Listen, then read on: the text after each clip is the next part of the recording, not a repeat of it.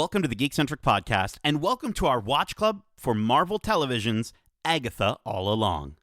Time to finish the road. Last one there is a nice person.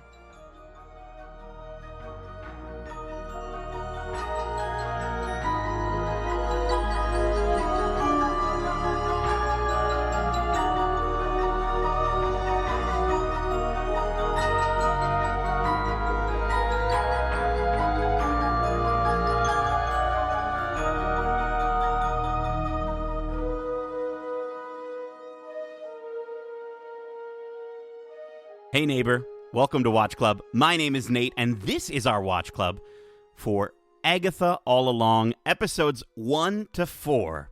If you're joining us for the first time, this is Watch Club, our weekly review series, kind of like a book club, but way better. Keep in mind, we will be going into full spoilers for this series and the MCU in general, so if you haven't watched these 4 episodes, be sure to do so, and then come right back in a snap. Now, before we all begin our journey down the Witch's Road, let me introduce you to my lovely coven joining me today, because wherever you are, a coven there shall be. First up, he's a journeyman journalist whose bad juju will put a jinx on you. He's Justin, the jack-o'-lantern loathing Lawrence. What's Damn up with right, you, man? witches. Damn right, my witches. How are you all? You don't doing? like jack-o'-lanterns? You loathe them, apparently? Yeah, by your standards. I don't, I'm not the one that comes up with these quippy sort of, word lingo names. But do you decorate? Do you decorate for the holiday, for the Halloween, the spooky season? No, not really. No. I could give two shits about Halloween. I enjoy spooky stuff, and like this show, and I'm not really big into horror movies. I like more horror thrillers, I guess. Okay. But yeah, I'm Hocus Pocus is more my vibe. If I was gonna choose a Halloween vibe, or the show, okay. The show is very It's giving Hocus Pocus. It's got those spookiness, if you will, while also having some flourish, if you will. Great. Yeah. Audio listeners can't see what you're doing with your hands. No, that's just for you guys. That's the benefit of doing, a special sparkle. Yeah, exactly. Feel it. There we go. Now There they you can go. hear the Yeah, sparkle. there you go. And next up, joining us on the Witch's Road, we've got a witch that's always known she's a witch ever since a certain hat told her what house she's in. She's Megan, the magical, mystical Maximoff Morning, charm-chanting Chambers. Oh my god, I am mourning Maximoff. I Aren't hope we she all? comes back. Yeah, We'll I see. mean, we're maybe, I think Agatha says, they're never really sure or something like that. I don't know. Who knows? Don't make shit up, okay? Well, listen, finally we're here. It feels like getting to this recording has taken me down the witch's road. No kidding. But we actually are just about to start our journey. So we get to talk about this show 4 episodes in.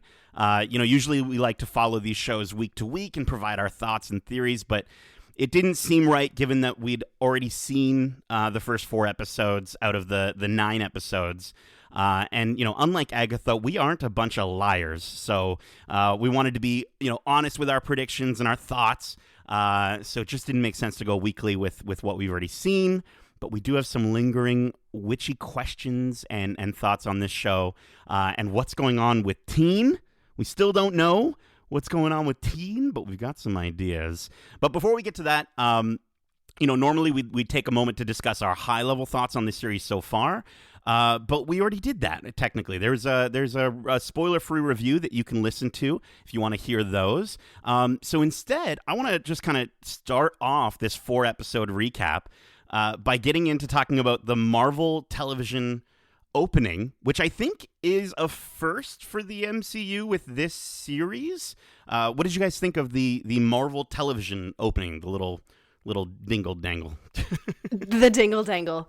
I like that. I thought it was nice. It was super quick. There was no extended showing of the whole cinematic Marvel thing, which Yeah. I appreciate for a TV show. And I also think it was really cool that the effects and the sequences that were shown in the Marvel logo were actually callbacks to like comic books and other TV shows. It kind of felt like we saw a lot of X-Men 97 in there. I could be really? wrong, but it just felt very comic booky, which was nice to create a difference between the cinematic one and this one. So I enjoyed it. I liked it.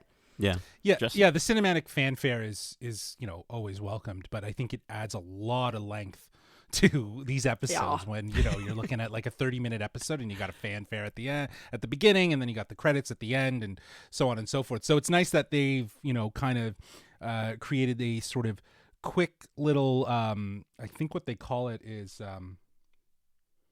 I can't even think of the word that it's called, but I know that there's it's like a sting.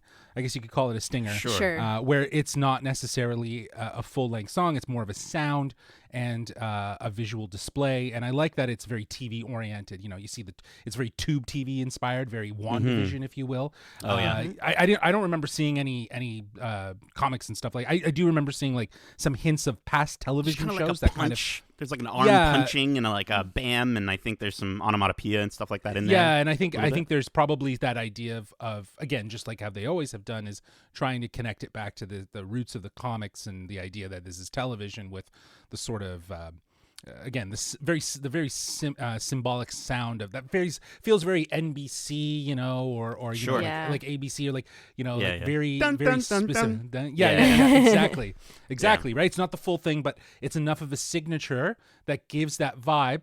And we did have X-Men 97 with the Marvel animation title. I'm appreciating the fact that we're now getting these kind of like pillars within the Marvel Studios branch to understand where these things sit. And I think for a lot of people, it's to help identify, these projects and understand where they kind of fit in the big realm of things. I think the idea too that audiences are always comparing the movies and the TV shows, and it didn't have the same sort of oomph as the movies, and that felt like a TV show. Like, I think there's a lot of that sort of at play too with trying to create these divisions, if you will, but it's all under the same umbrella, which is Marvel Studios. So yeah, it's welcomed. I think it's well overdue. I wish they had just started that way from the beginning. I wonder what hung them up on not doing that at the beginning, and not trying to like say, okay, we're going to create a Marvel television division, and eventually down the road, obviously, and Marvel Animation with What If, but like, to kind of now come at it at a different angle. I think that has a lot to do with just how much content they're producing, Right. Really at the end of the day. But the first year of Disney Plus and Marvel was epic, right? Within like a month or less, from WandaVision right into Falcon and the Winter Soldier, then into Loki, right? Yeah. Like, they were just coming in hard. They were like, Yeah. here, Yeah. this is Marvel on Disney Plus. So, again, in the long term, I think it's going to help with just creating more of an understanding for audiences to understand where these things exist. And I don't know how special presentations are going to be fitting into all of that as well, right? So, Well, I think one thing that I'm looking forward to seeing if they do this within the short time that they have is they've got a bit of comic book imagery in there, but to get to see imagery from Agatha All Along in the next series opener, right? And then it's sort of they add it as they go, similar to how we've seen the MCU traditional banner sort of evolve. So really looking forward to that. But let's get into episode 1 of 4, Seekest Thou the Road, directed by Jack Schaefer. I'm gonna go off of it's this watch club. This is for those who've listened to our previous watch clubs. This is a watch club recap, so it's gonna be a little bit different than our traditional watch clubs. I'm just gonna go for a nice big lengthy description of the episode, and then we're gonna talk about it. So strap in, because we start this series in what feels like a completely different show, Agnes of Westview, based on the Danish series WandaVisdesen. Apologies if my pronunciation is right there. On a rainy, miserable day, Detective Agnes O'Connor investigates the death of a mysterious woman. She works alongside her partner Herb to discover the victim was crushed by something big and heavy. With small moments of self-doubt and familiarity, Agatha continues to investigate not only a mysterious death, but also a life she doesn't yet realize she's lived. We're introduced to Agent Vidal, who pushes Agnes's buttons and presses a little too hard. And then we're also introduced to Teen, a young man who attempts to steal from Agnes, only to get caught and then questioned by her. During the investigation, the illusion starts to break. This causes her to dig deep, visiting the body of the person that she was investigating in the morgue, and learning that the mysterious victim was indeed Wanda Maximoff. Rio surprises Agnes and helps her finally claw her way out of the hex that she's been living in. She wakes up naked, which was interesting to see. Hilarious. And she's finally in the real Westview. As she learns she's lost all her power, she decides she's got to get back on top. Rio explodes in and attacks Agatha, ready to take her out. But they both agree, however, that killing her without her powers isn't really what Rio wants. Rio tells her that the Salem 7 are after her, and that she'll tell them where Agatha is. And then Rio leaves, and Agatha looks back in her closet to see Teen still tied up. So I tried to, give as brief of a description as I possibly could. There's a lot of details, obviously, to go over. But for each of you, before we get into, I've got some sort of lingering questions here. Before we get into those questions, I wanted to just ask, is there a highlight or a moment that really stood out for you from this episode that you wanted to bring up? Well, I feel like the entire episode is a great highlight of just picking up where we left off with the style and motif of WandaVision. I think this first episode is such a great way to kind of get Agatha out of the spell of Wanda, of Wanda's spell, but also to get us out of that spell, that the viewers out of the spell of what WandaVision was, into something that is new. So I think that it was very well crafted in that way. I love the theme song for The Witch's Road right off the top. That was very True Detective. If anyone's watched True Detective, it's very much that. But there's a lot of different true crime. Witchy. Yeah. There was that country grunge vibe to it, and then there's the double exposure graphics that were layered in with the credits. And again, it was still very, very much like WandaVision, where it wasn't like Catherine Hahn's name that you were seeing. No, you were seeing Agatha's name, right? You were seeing all Agnes of these O'Connor. different Right, and even right? O'Connor kind of gives the vibes of old television days, right? Yeah, it's also just a cop name, right? It's such a stereotypical O'Connor! cop name. On my desk, or whatever. Yeah, exactly. On my desk, yes, on my desk. O'Connor. Put your badge on. I don't my know desk what kind of. Sure, it was on the wrong website, but but I think it was such a again, just a really great way to kind of kick this show off with that idea of continuing what we know and love from that show, but really transitioning us out of that in a really seamless way, and still keeping it tied to Wanda and where she's at in this MCU story, right? And a lot of those hints are there, and I applaud them for not showing Wanda, for more or less alluding to her and hinting at her, and obviously giving us all of the sort of direct, this is Wanda stuff, right? Even when the cop's talking about something huge collapsed on her and so on and so forth, it's like, oh yeah, well, that has to be we all Wanda, did the Leo meme, right? We all did. Oh, okay. And the outfit was even the outfit she was wearing was very similar to I think what we would have seen in Multiverse of Madness, in that alternate universe where she was the mom, the mom life that she was living, got the hoodie and the jeans and so on and so forth. So the modern sort of the I think modern it's the family episode, like the styles. last. Yeah, she's wearing that outfit at the end of the last episode of WandaVision. Yeah, Sure. So, So that which makes sense because that's maybe the last way that Agatha would have remembered seen her. her, yeah. Sure. I also to me this is Jack Schaefer's Dave Filoni moment. You know what I mean? She gets to sort of say, "Oh, okay, you guys did that with the character of Wanda. Don't worry, everyone. Don't worry, Wanda fans. I'm gonna come in and I'll do my best to fix this." But Megan, for yourself, was there something big that sort of you were like, "Oh, I got to talk about this"?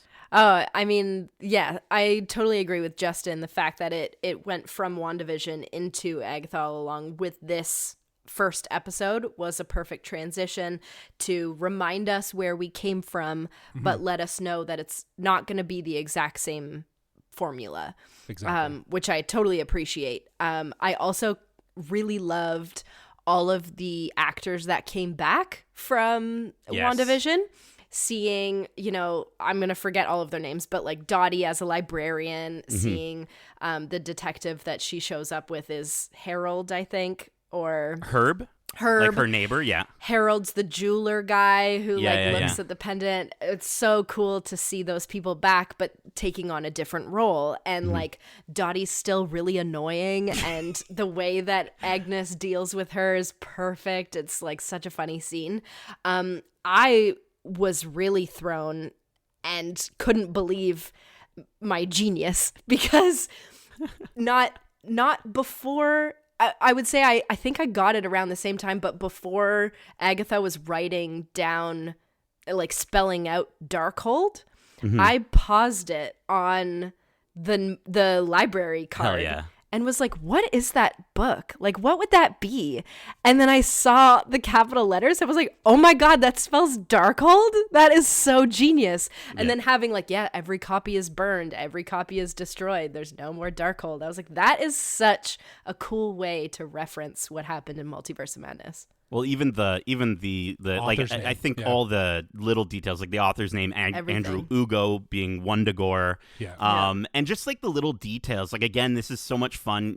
Talking about that transition from WandaVision, but still maintaining those elements from WandaVision that make you go, ooh, I want to look into every single little detail. And so it's been really fun to sort of follow along and sort of see people's theories from what we knew going through the 3 or 4 episodes. But even just like the dirt in the fingernails being from Eastern Europe, and that's Wundagore, right? And I think I sent you a picture, Megan, but there was the body lying in the creek. The water around her does look like Wanda's little crown thing that she wears, right? And so it's like it's just all those little things from the visuals are so good. I also just want to call out Justin, you already mentioned the music. I think it's going to be so fun to kind of see the different ways that the Witch's Road is being used, has already been used in these 4 episodes, but maybe going into the future episodes.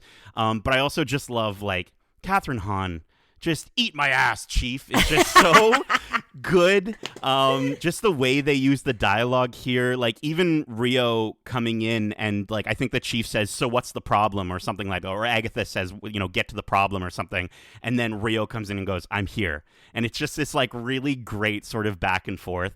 And then I also want to call out I think it might be a reference to Sparky when there's that barking dog and she's, like, walking back to her house and she goes, stupid dog. Yeah. And I'm like, okay. Oh my God. She killed 100%. Sparky too, right? Yeah. So good.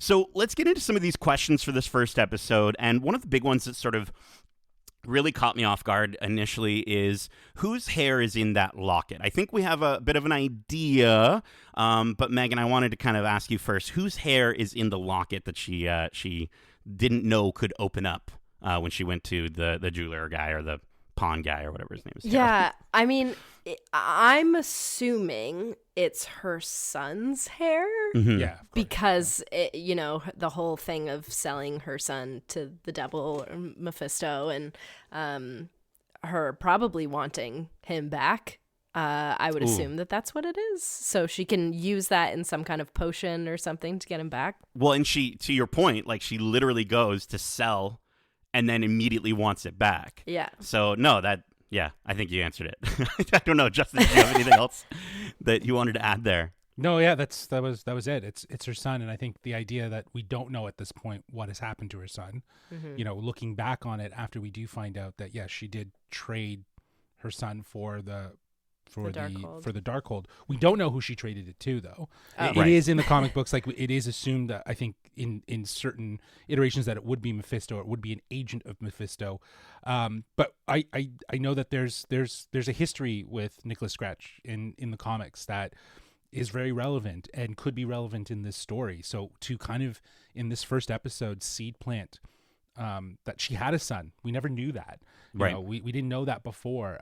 You know, obviously the fact that she doesn't know what the locket is, but she feels a sort of a kindred connection to it, which is why she goes to the pawn shop to see she's more investigating and inquiring about information around it because she doesn't know anything about antiquities.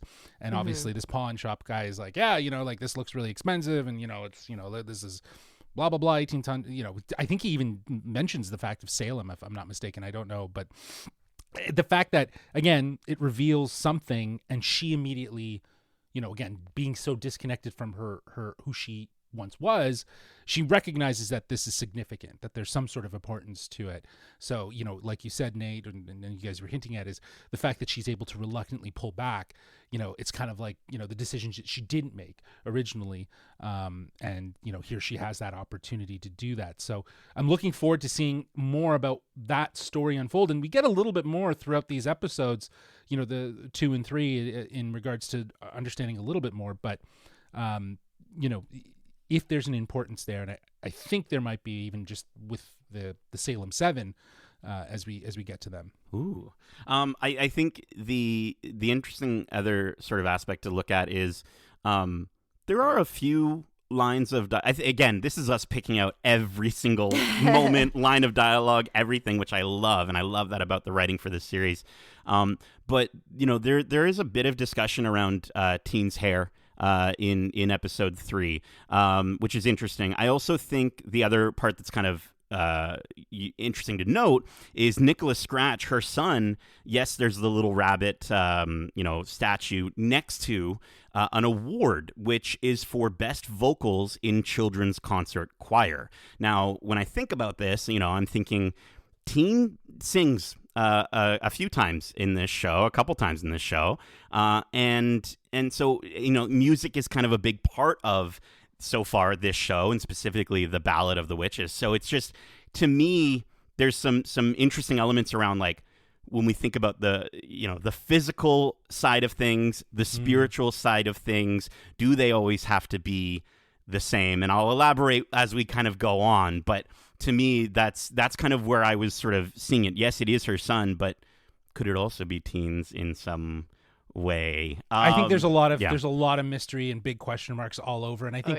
you know, again, as you said, we'll talk about it as we go through, but they're doing things, the writing and the way that they're kind of deviating. I think they're capitalizing on the way fans read into WandaVision, and I think a lot of that surprised them based on like interviews that have happened since that show, for even leading into this show with the executive producer Mary Livanos and even Jack, just talking about this idea of like they loved the fan theories and they loved where the people were going. That might not have been where they were going. Right. So there's a lot of like this that's being sort of projected by audiences, and I definitely think that they're playing with that. You know what I mean? They're playing with this idea of, well, you don't know who this kid is. We're just going to call him Teen, and could he be her son? Could he be Wanda's son? Like the growing theory around who it is, or is it someone entirely different? Yeah. Do you know what I mean? Like the idea of, you know, capitalizing on that and implementing that in the writing in very unique ways. It's a testament to the idea of the show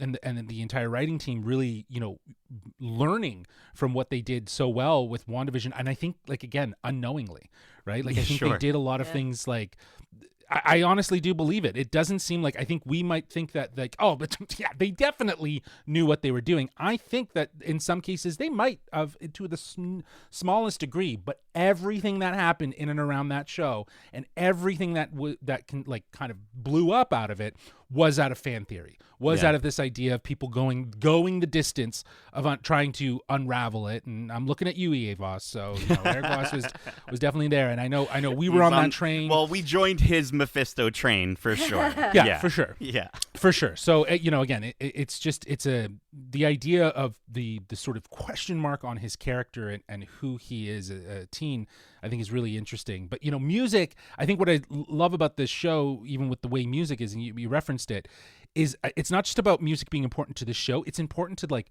the witch culture. Yeah, do you know what I mean? To the like characters.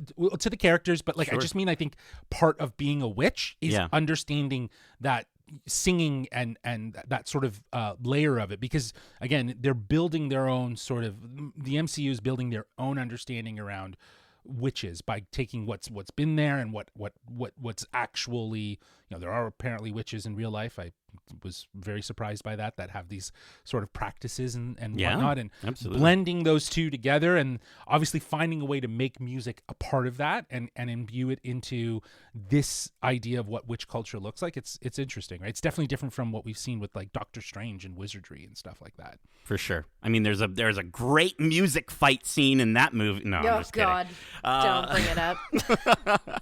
I think there's a character that shows up and she's really angry. She's as angry as Megan was walking out of Multiverse of Madness. Rio shows up looking just sexy as all get out. But, I wanted to kind of dig into, why do you think Rio is so angry when she appears first in this? Well, not first, but maybe her second time. Her real version of her shows up. Megan, why do you think that Rio's angry?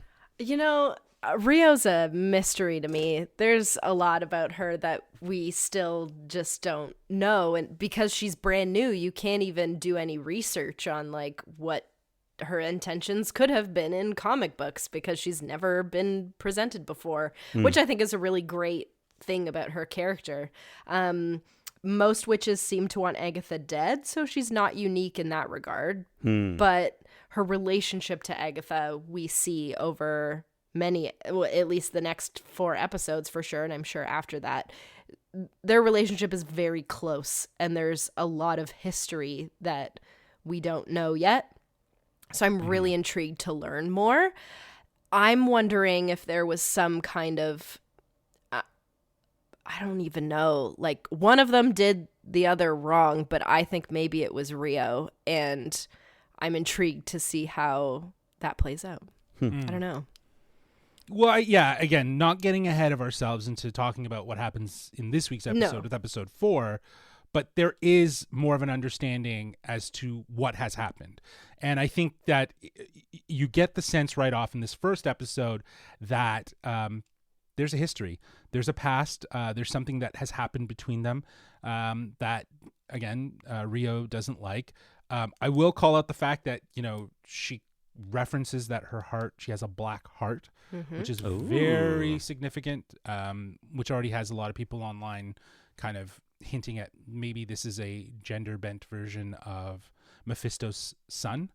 Okay. So, which I thought was interesting. So there's the first theory, because I know it's in episode 1, so I can throw that out. Don't worry. But again, she's another one of those characters, very much like Teen, that there's a big question mark on.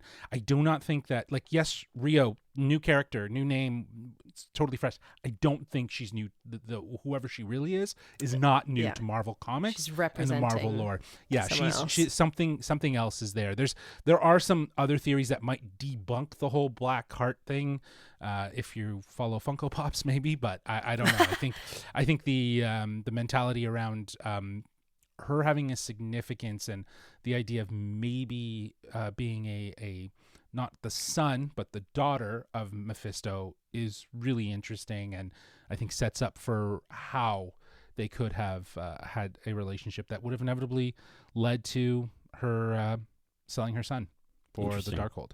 Yeah, I like that. I think definitely, like both of you are saying, there's a betrayal that happened, and I'm almost wondering if they both know the Salem 7, and I'm just wondering if there's some sort of situation surrounding the Salem 7 specifically, because one of the things that I kind of noticed, and I think the Salem 7 are going to be really important, but in the episode, or in this episode rather, there's during the like TV show, the WandaViz They Send show, there's little flashes, and all these flashes are women in that sort of 1600s garb, and I'm almost wondering if each of them are the Salem 7 in particular, and I have a feeling that something from this betrayal had to do with the Salem 7, and I think there was a sort of maybe like a choose between situation where Agatha took the selfish route,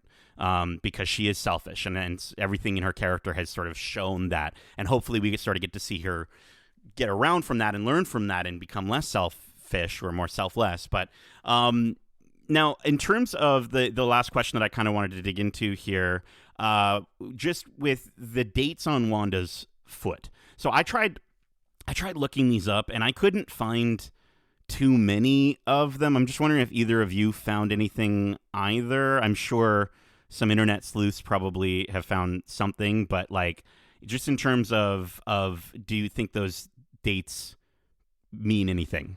I don't know, because I mean, one of them is my birthday, which is fun. Whoa! January 18th is the first date that's on there, which I don't know what that means, but that's cool. You know what? I'm looking up episode 3 of WandaVision, January 18th. The birth of Billy and Tommy, by the way. Hey, we have the same birthday. There you go. That's interesting. But I was looking for, like, January 21st is the day before episode 4 came out, I guess. Right. I don't know.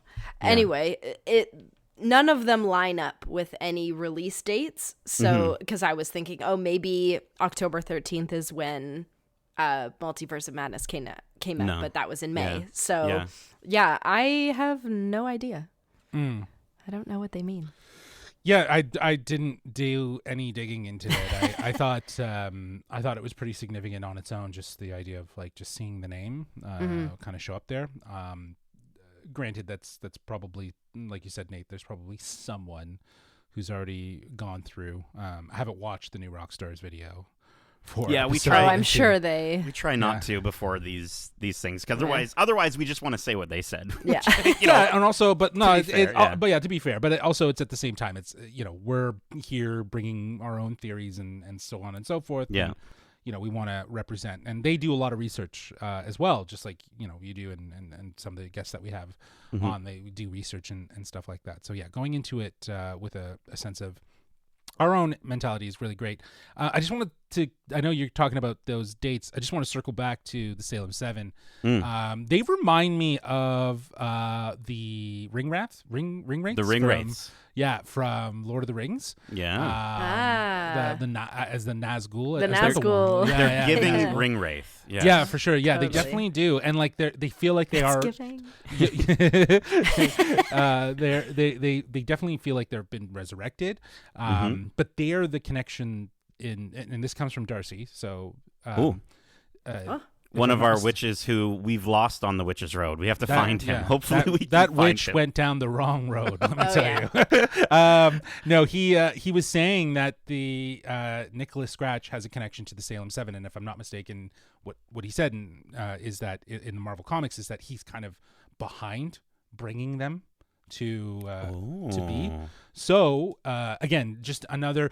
Again, these are just things that are out there.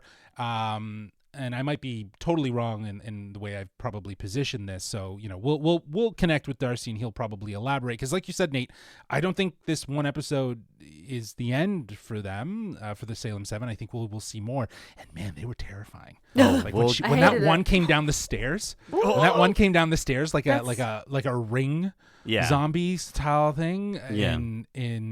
Was that That's episode 2? Yeah. Oh, that's episode 2. Okay, cool. Yeah, because we don't see them in episode 1, right? We only hear about them. Oh, that's right. Okay, cool. So I'm already jumping ahead. That's okay. That's okay. You're jumping ahead. You're like skipping like Dorothy. down the that I guess that's kind of like a witch's road.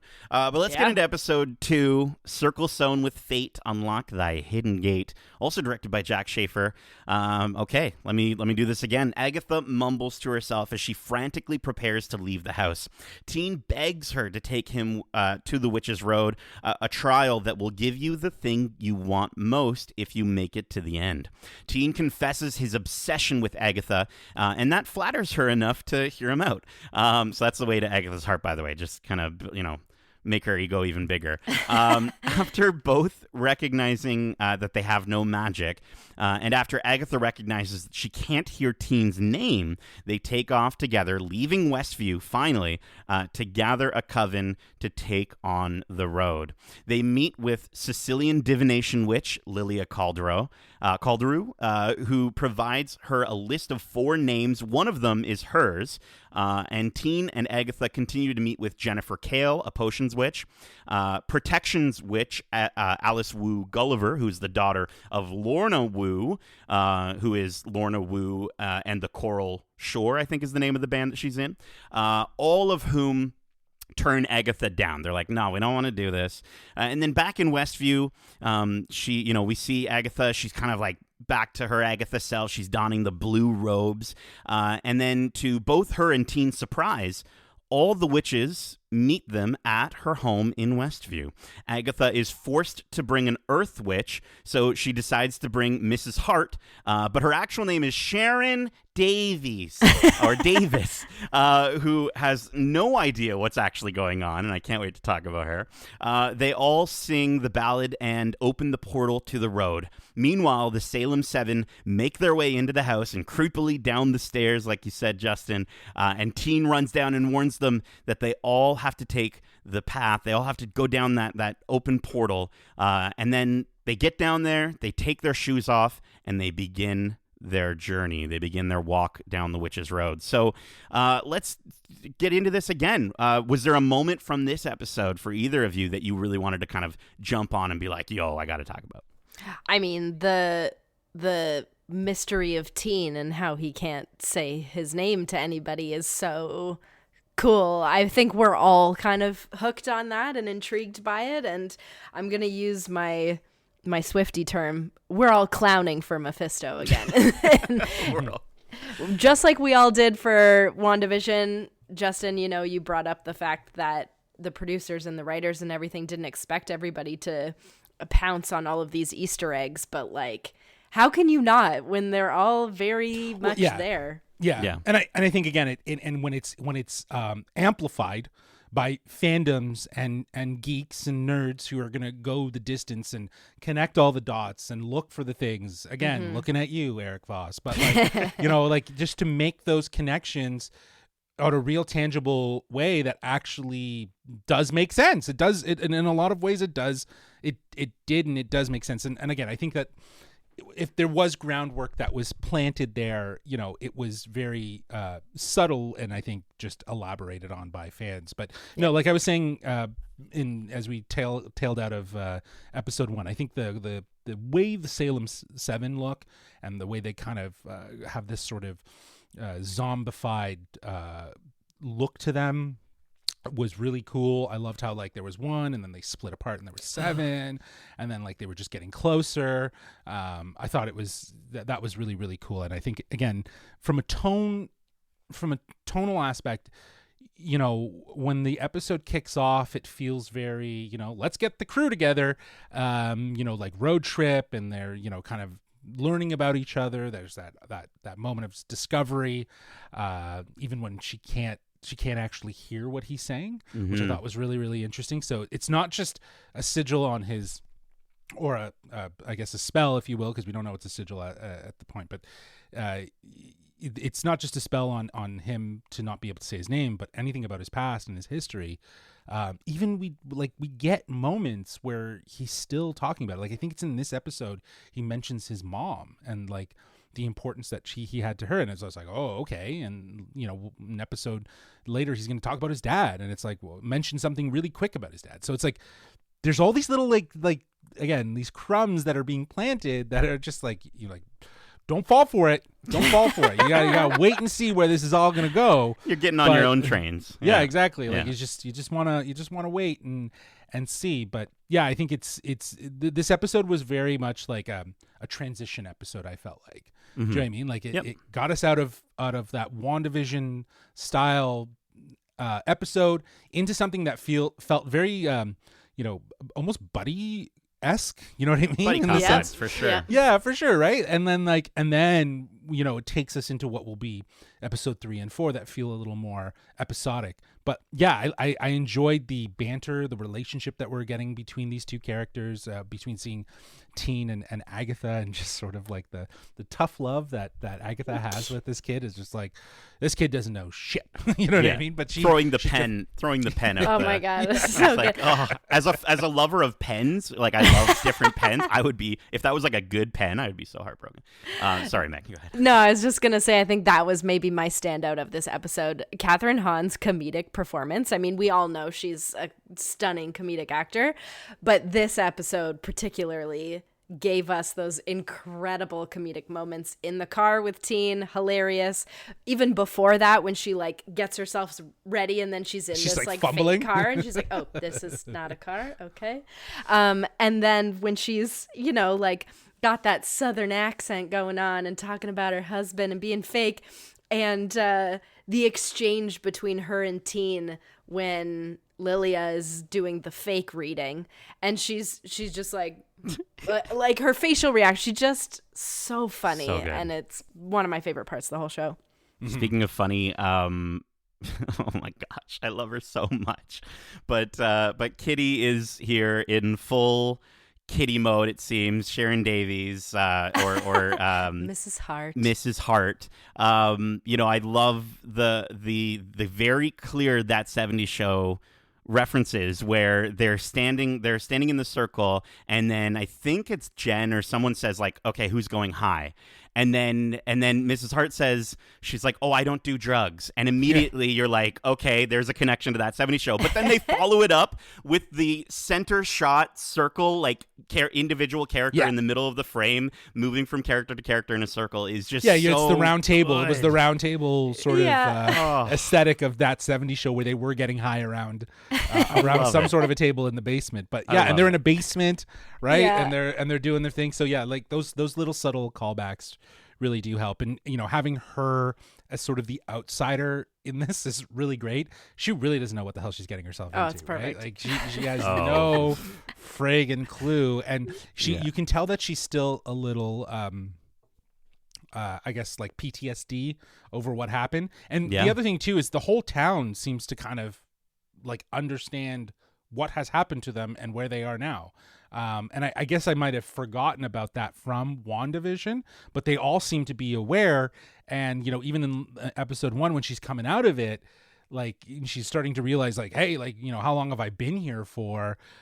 She's there talking to her as if like, I want to put you under a spell. And that's just like, whoa, that's pretty wild. Like that they were all kind of like in on it sort of thing, right? They all learned something, I think, right? Yeah. At the end, somebody had to have talked to them about it. So I also, I think in terms of some of the lingering questions that we had regarding what you were mentioning earlier, Justin, with Teen. I mean, again, Megan, you brought. I'm going all over the place, but like there's on the sigil, on the thing on his mouth, the M, or is it a W? Right? Is it Mephisto? Is it Wanda? Is it Maximoff? There's so many. Wiccan? Is it Wiccan? Right? It's so many different Or things. is it just a squiggle? Or is it just a squiggle? It's not just a squiggle. I mean, no, Justin. but Get off your squiggle train. But in terms of where Teen is from, I did want to bring up kind of, because you mentioned that moment, Justin, where yes, she can't hear his name, but she also can't hear his background to a certain degree. And so when you turn on the subtitles, it does say, I was born and raised in Eastview, which is an interesting thing. So there's Westview, there's Eastview. Eastview was seen in set photos of WandaVision, and then in the Agnes of Westview title sequence, there's a scoreboard that says Home of the Blue Devils, and Agnes also brought up Eastview with Rio. So, I think is it in New Jersey? Is that kind of where we're thinking that he's from, and that sort of idea? And like, didn't they go to Eastview to get these witches? Like, didn't they drive there? Right, to I guess Eastview? maybe they drove from Westview to Eastview. Westview Is that to kind Eastview. of the idea? Yeah, I'm wondering. I thought Yeah. that was the case. Maybe I'm wrong, but yeah, I think like again, they're setting up these sort of like town pillars, if you will, to kind of like create barriers within understanding the sort of like logistics of where everything is. But yeah, I'm wondering again too, like just the whole notion around this kid, like who is he, where is he from, and I obviously there's some significant importance there as to what it is. So again, they're seed planting all these things, and it's like some things are redacted and other things aren't, right? So he can't really get into full detail about him, but he can mention a throwaway line about his mom or dad. So it's like, and those things I'm like trying to like pull at and see like, okay, who, like, does that make sense? And how does that fit into all of this? So if it is Wiccan or Billy, then like they'll have to do some explaining as to how he aged up so quickly. Interesting. I might have a theory He about could that, be but a different. Never I'll mind. get to. Yeah, he's probably from a I different wanna- universe, but like how does he, or like I like again, like there's a lot of they're gonna have to try to make sense of that, right? So many question sure. marks. I wanted to just bring up one more theory that I had in terms of some concepts around what happened to the Salem 7, because I think you're right. Like, I think we're right to look into the idea that maybe they're dead. I also have kind of an idea that, like, because we see that they're tied to these animals in this episode, right? Like that, or at least we see these animals show up. There's like a crow, there's a rat, there's a coyote, and Agatha's like freaked out by them, like really freaked out by them. And so I think there's some element to maybe whatever happened, maybe their souls may have been trapped inside of some of these animals. And so, while we can see them in a certain way, in kind of the scary, creepy way, I'm trying to remember if only Teen saw them in their ring wraith No, the form. neighbor saw did them. the neighbor see them as well? Yeah. Okay. He's like, you see that? He drops his groceries and runs. Yeah, exactly. Good on Herb for doing the opposite of what any character would do in a horror movie, where he's just like, no, I'm not dealing with that. Okay, well, is there anything else you want to say about episode 2 before we get into episode? Well, correct me if I'm wrong. Are the crow, rat, and coyote also part of a Mephisto situation? Because we got the fly and the bunny and all these kinds of things in WandaVision, which made people think Mephisto. I think it's just part of this idea of like animals. Somebody is paying attention. Evil is paying attention. And the way it lurks, right? Yeah. Like it might be unknowing, right? But I think the idea too with Agatha and the way she's getting freaked out. Again, she sees a rat, she sees a crow, she knows she's being watched. She knows that they're not just coincidence. I think they're like signifiers and signs for her that she is being watched and observed. They're coming. That they're coming, and that either, and they can take shape and form. We're all Harry Potter fans, so we know that these wizards and witches can take shape. Take on the animal shapes and so on and so forth. So and I wonder who if is that, it's Megan? You're the biggest spiritual. Harry Potter fan. Who's that guy that looks? He looks like a rat though when he. Oh, turns into Wormtail. Wormtail, like, well, because he looks like a rat because he's been a rat for 12 years. Is that why? Yeah. Does he not normally look like a rat before that all goes down? I'm sure he had rat-like features, but not anywhere near. Like, he's got furry hands and claws and Did the stuff. person that turned him into a rat be like, you kind of look like a rat, so I'm going to make you a rat? No, Like, is that... he's an animagus, so he has the ability to turn himself into a rat and back. It's the same Sirius Black can turn himself into a dog. Yeah. It's Lupin that doesn't have the... No, because he's a werewolf. Yeah. He's a werewolf. He can't just okay. turn into a wolf. Right. He's a So werewolf. again, I think the idea of the sense of spirituality and animals and so on and so forth. Again, I think that's another layer to this whole the witch culture that exists in this MCU. And I think again, the way we see how she reacts when she sees just a rat or the crow is probably like the big one is a big one, but then like there's a coyote, right? So then it's like I don't know. I think they're just vessels for these witches to kind of peer and watch without having to take their full form and show up. They only show up when they have to. And, you know, as you said, Nate, like it seems as though it's not just reserved to specific people. Anyone can see them, right? So. Yeah. Yep. Well, speaking of taking on new forms, I want us to all put on our big, thick duck lips for, you know, get your lipo, whatever that surgery is. Fillers? Filler. Get Fillers? some, Botox, fillers, whatever it is, because we are getting into episode 3, Through Many Miles of Tricks and Trials. This one's directed by Rachel Goldberg. As they make their way down the Witch's Road, they ask Agatha about the trials. The road will test them and their knowledge of witchcraft. One trial for each skill. We learn that we can't hear Teen's name because of a sigil placed upon him. And then after saving Sharon's life, and she's getting her purse stuck in the mud, and she gets stuck in the mud. What was that movie with that horse that gets stuck in the mud? Do you know what I'm talking about? It's like really sad. Anyways, I think you just wrote a movie about a Lord of horse the getting Rings? stuck. No. There's a movie. It's like from my childhood. Anyways, if you know the movie, write in.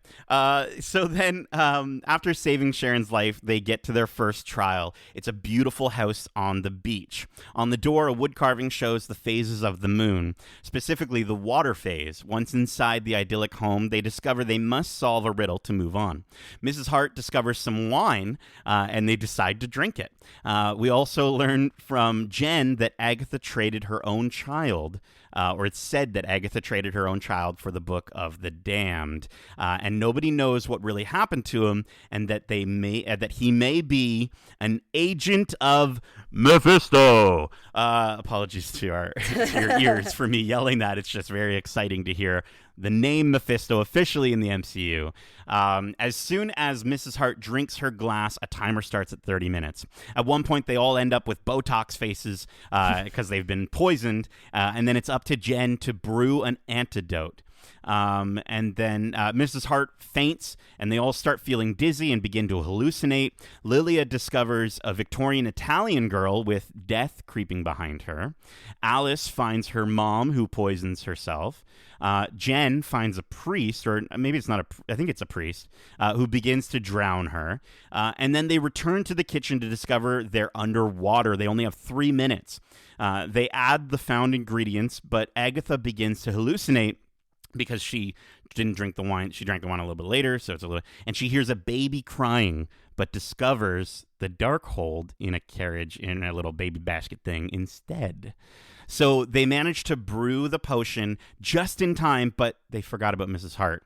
After forcing her to drink it, the oven door opens and the water begins to flood the house. They slide down and back onto the Witch's Road, soaking wet but safe and alive.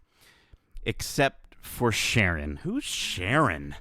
Jeezy Louise. Sharon is dead. Oh, I'm so sad. What are your thoughts and feelings as we mourn the loss of Mrs. Hart? I mean, Sharon. I mean, like, horribly sad to see her go. I wonder, I mean, I don't know. I should research a little bit more, but because she's not a witch, do you think she could come back and this is just like a...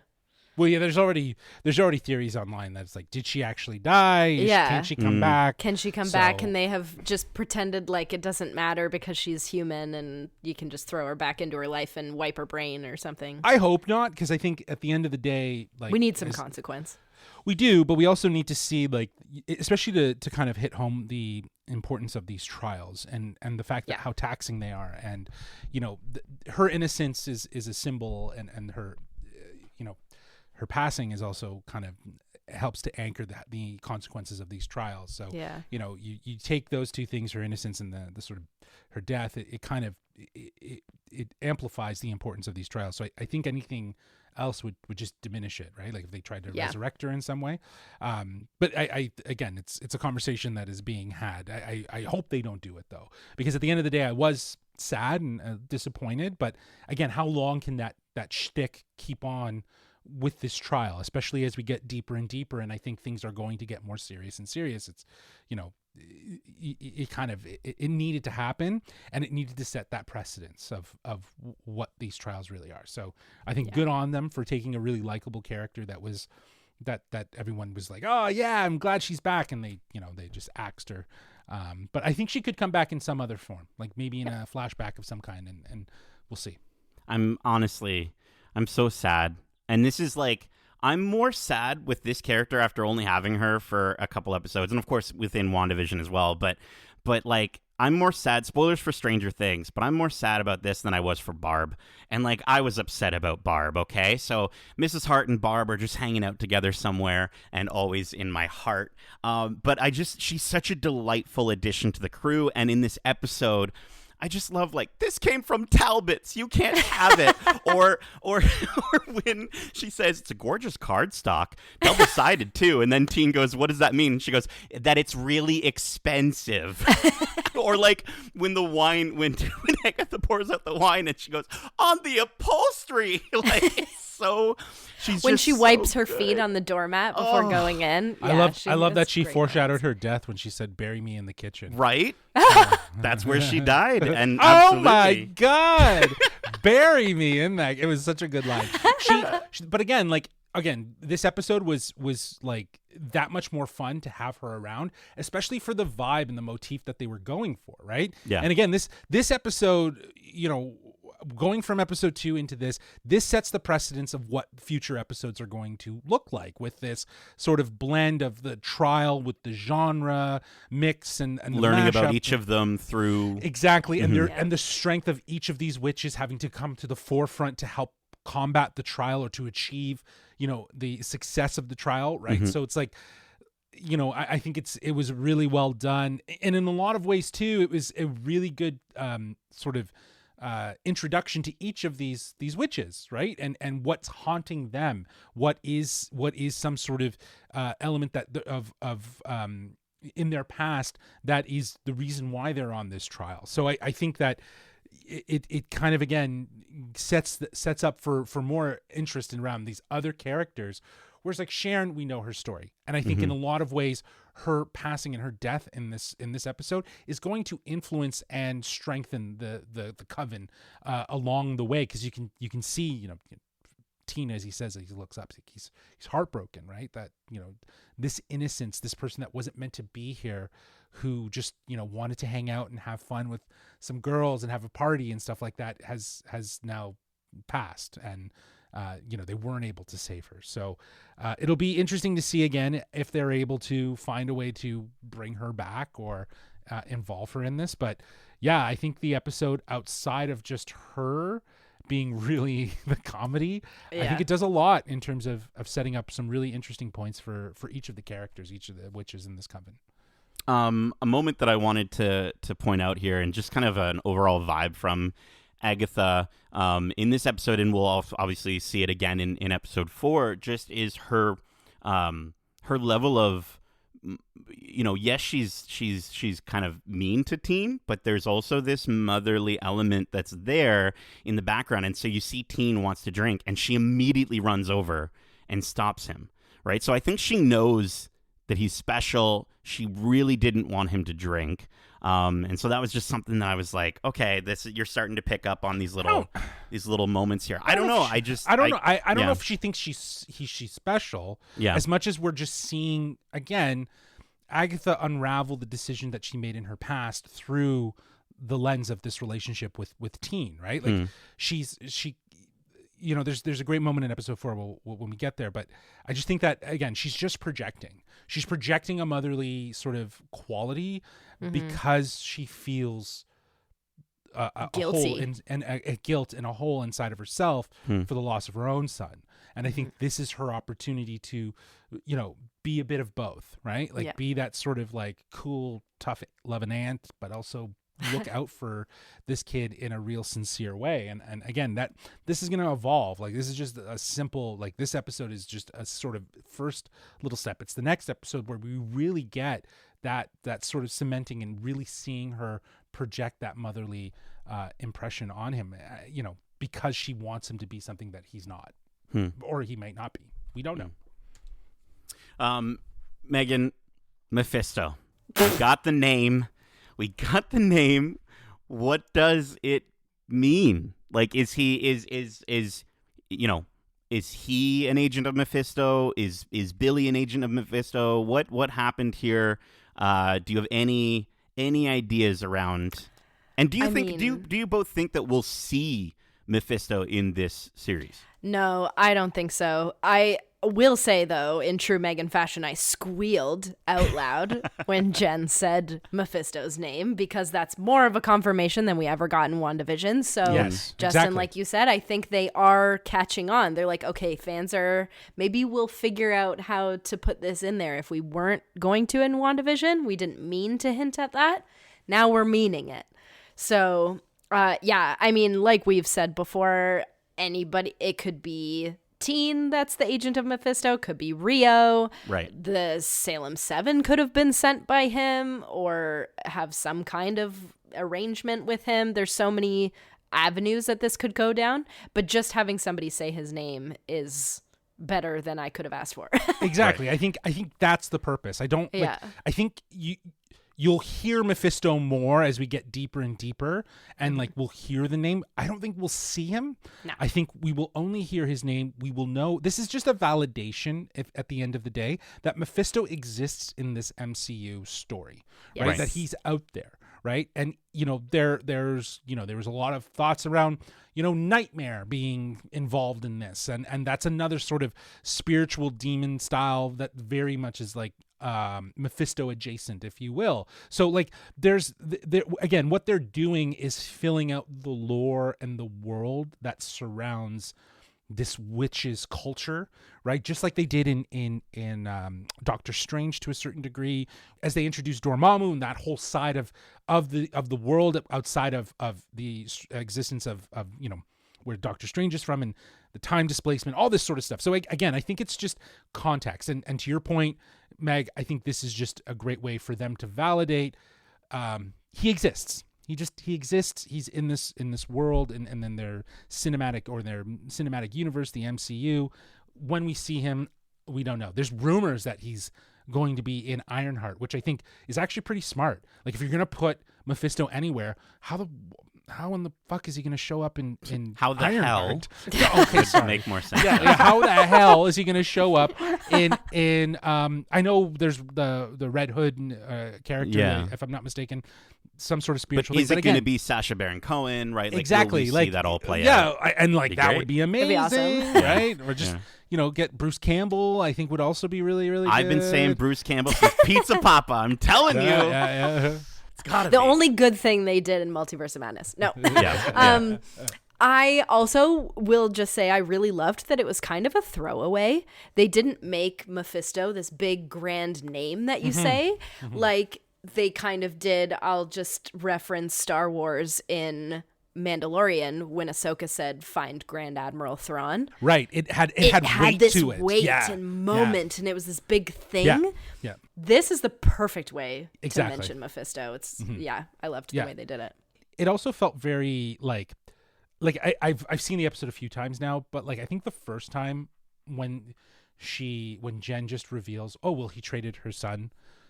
She traded her son for the Darkhold. It just felt so passive. Like it felt like that needed a bit more weight.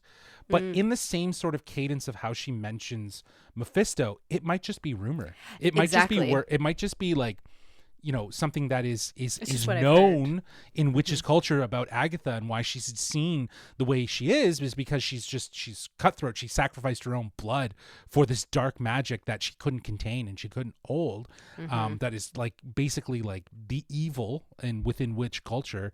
I think it could be a bit of that. After watching it a couple times, I'm wondering if it's more of like a rumor or just a misunderstanding. Like everyone outside of the situation sees that she just gave up her son. Maybe it was something that was part of a trial and it inevitably led to this result and she had to go for it. So I don't know. It'll be interesting to see because I think we will get that story told in some capacity. We might see it in some way. I really hope so. Well, it's already starting with her hallucination because all of their hallucinations were their like biggest nightmare or worst nightmare, or something that's affected them in a way. And I think that I think obviously there's, how many trials do we have to get through? 4. I mean, depends, right? If Teen has a trial or not, I think, but Yeah, so I don't know if he, I don't know if he will have a trial, but let's say, like I was reading or hearing some interviews on from the red carpet, and the last few episodes feel more of like there's an origin story apparently, and then there's a bit of a double finale, right? Ooh. So for the last 3 episodes, and I think that seems sort of like episode 9 of WandaVision, right? Yeah. Or not episode 9, episode 8, the one that Yeah. took us right before the finale, where we get like Agatha learning about Wanda and us learning about Wanda, which was such a episode. crucial episode. I wonder if we'll see something like that and who it's going to be focused on. Is it going to be focused on Teen? Is it going to be focused on Agatha? I think that there's a cadence for it to be kind of the two of them, and maybe that's sort of like how their lives parallel. We'll see. We'll see how it lands. But I'm interested in learning more about, again, is it just a rumor, or how did that all go down? Well, I'm updating my rumor, my theory for Mephisto's appearance, because you brought up Bruce Campbell, and I know that they did this with the whole Mandarin thing with Trevor Slattery, so maybe they wouldn't want to do it twice.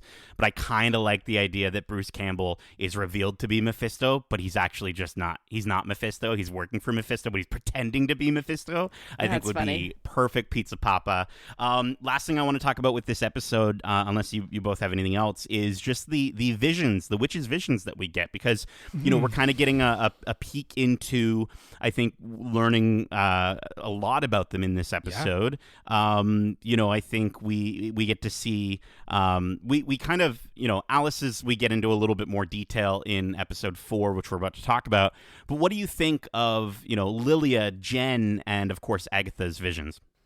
Yeah, I mean, I wrote this very specifically, so I'm going to read exactly what I wrote down. Each vision is so specifically unique to each witch's personal story, which I'm super intrigued that we know very little about Jen's history and the reason for her binding, when this seems to be her episode. Like, this is her trial. She's the one who has to overcome this, but we still don't know what happened to her, and whether that's a priest or a doctor or whoever it is that tries to drown her. It's very intriguing. It seems this will be a new story for her character from the comics, because I did do a little bit of research, and this is, her binding is not a part of her story.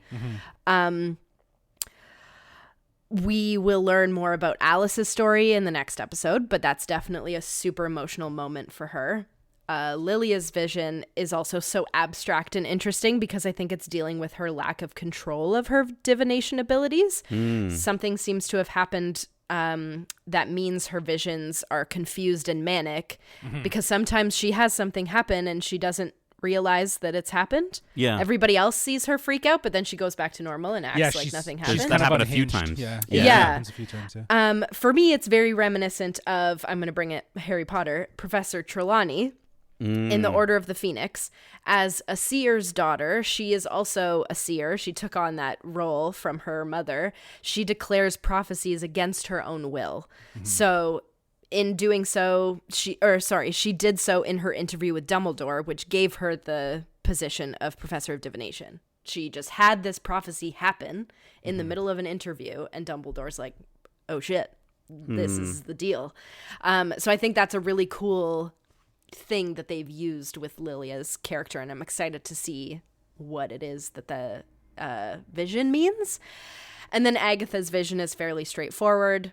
We've talked about earlier, and Jen mentions earlier, she sold her son for the Darkhold, and we'll find out more about that, I believe, through the rest of the show. Yeah. I think, again, these visions are so, like you're saying, Meg, they're just so specific to each of the characters that as a viewer, I'm like so interested, right? Like I'm like engaged. I'm like, I want to know more, because each of their stories are so personal. And I love that we get just a little bit here. And I think the grounding thing, obviously, it's a bit obvious, but it's about history. It's about their past. It's about the sort of trauma that they've experienced and the weight of what that means, and the way this trial will challenge them to kind of see deeper into their history and understand how they came to be where they are. And I think each of them, for Lilia, I think again, she's one of the older witches. She's been around a lot longer, and I think that sort of idea of how her wisdom is sort of taken over to the point where it's hard to differentiate the sense of reality and not. I think is an interesting conversation to have, and I'm excited. If anything, these little peeks into their past is giving me more excitement to see when some of these witches have their own sort of hyper focused trial, like in episode 4 with Alice. I think, again, we know now how the structure of these episodes will kind of flow, and I think it's going to be very revealing for each of the characters. And Jen, I think will probably understand a little bit more about how she got the way she was. In terms of I think you've talked about all of them really well. I do want to just bring up Lilia in just a sense of Justin, you mentioned. A lot of people on the internet will go in and study these things, and this has kind of gotten me looking into a little bit more around witches and that sort of thing. And of course, witches, famously, when we talk about Salem, there were so many other witches in the world, and they were most of them were driven out of their homes. Mm-hmm. And so with Lilia, I'm wondering if there's a deep trauma there, because she's 450 years old, which means she would have been born, I think, around 1570s timeline. Like the Black Plague and stuff like that. Right. I'm almost wondering, because she sees this Italian girl and death behind her, and she's shouting, "They're dead, they're dead." And so I'm almost wondering if, part of her past was predicting this massive, horrible event, and then the people around her not seeing her as predicting it, but bringing it on to them, yes. Yeah. and then forcing her out. And, it's interesting, too, because there's so many different lines about, I think Lilia brings it up the most in this series about how people see witches, mm-hmm. how people view witches, and how we're not all, a monolith. We're not all, right, and black hats and green skin. And so you can clearly tell that, even if she's not fully recognizing that trauma, it's coming out of her even in those moments where she is fully on top of things in her mind, if you will, right? So that little girl that she saw was her. That was a younger version of her. Is that what you think so? Yeah. Well, I think they credited it as young Lilia? Yeah. Oh, wow. Okay. Yeah. Crazy. If I'm not mistaken. So I'm pretty sure that she saw herself at that point. And I think you're absolutely right. I think there's something there about her past being connected to the Black Plague and the idea of disease, and the fact that in a lot of cases, when witches were, people of witchcraft were seen as the ones that brought that on, when it wasn't, obviously. Mm-hmm. That's a really interesting story. I'm looking forward to seeing how that evolves in more. It's going to be good. Yeah, I'm hoping that's episode 5. We'll see. But let's get into, before we get into episode 5 next week, let's get into episode 4. This is the one that I've been waiting to talk about the most. And the episode 4 is called "If I Can't Reach You, Let My Song Teach You." Also directed by Rachel Goldberg. Okay, so this recap's a little bit longer, so stick with me here. I think I didn't think you had it in you, Agatha says over Sharon's body. All the witches mourn the loss, and Agatha hurries them along. They all start to blame each other, but they realize they still need a green witch to move forward. They perform a summoning spell, and out from the ground behind them, from Sharon's grave, emerges Rio. Agatha is considerably frustrated and storms off, and they discover another home, the second trial. Alice tries to walk away, but the road disagrees, and they enter through a door with a wood carving of the waxing moon, the fire phase. In 70s garb, they walk into a music studio, and they all look incredible. Lilia looks at some traumatic art. Jen looks at some devil masks, and Alice discovers a photo of her mom. Agatha and Rio share some heavy sexual tension as Agatha calls a truce and then tricks Rio into admitting her secret plan, which we learn that she's looking to collect bodies. Suddenly, Teen accidentally starts a record up at a deafening volume, and they realize they've been cursed. The trial starts with a metronome. Lilia begins to burn, and they protect her with a circle. Then Jen begins to burn, and they draw another circle, and they learn that she can't leave it. Agatha forces Alice to reveal that she was cursed prior to joining them, the same curse as her mother's, a generational curse that then physically throws Teen through a window. Agatha suggests they play Lorna's version of the ballad to lift the curse. Lorna's ballad protected Alice her whole life. So they play the ballad, and the house around them starts to ignite. Mephisto. With flames everywhere, Teen discovers a shard of glass in his stomach, but presses on. The curse manifests itself as a demon, but Alice plays on and kills it, and the second trial is complete. The exit is shown to them through the piano, but Teen falls due to a loss of blood. Back on the witch's road, Agatha begs the other witches to find a solution.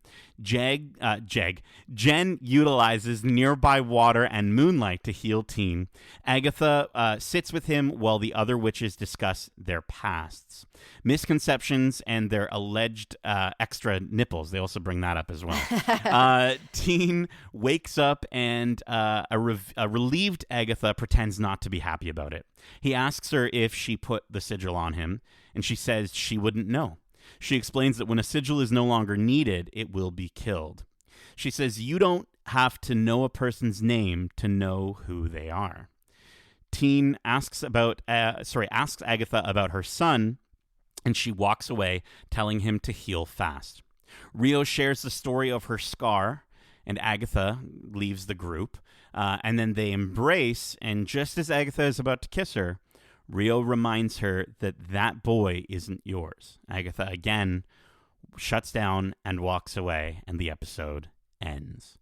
So let's get into this. I want to start with you, Megan. Is there a moment or a highlight from this episode that you just have to talk about? I mean, the music was awesome. Oh. It was such an amazing vibe. Also obsessed with the 70s garb. And I don't know if I was expecting this show to be as creepy as it has been, with the Salem 7 and the way that they approached the house and crawled down the stairs and all that stuff. But then this friggin' gargoyle demon thing is so scary. Yeah. I had a spoopy time. Yeah. But it was really cool. And this tension rising between Rio and Agatha is just so intriguing, and I want to know more, and I need them to keep going. I can't wait every week for a new episode. No, for sure. Yeah, I think, again, as I was mentioning when we were talking about episode 1, this is the episode that kind of validates that there was a relationship. There was a past between Rio and Agatha that meant something to both of them.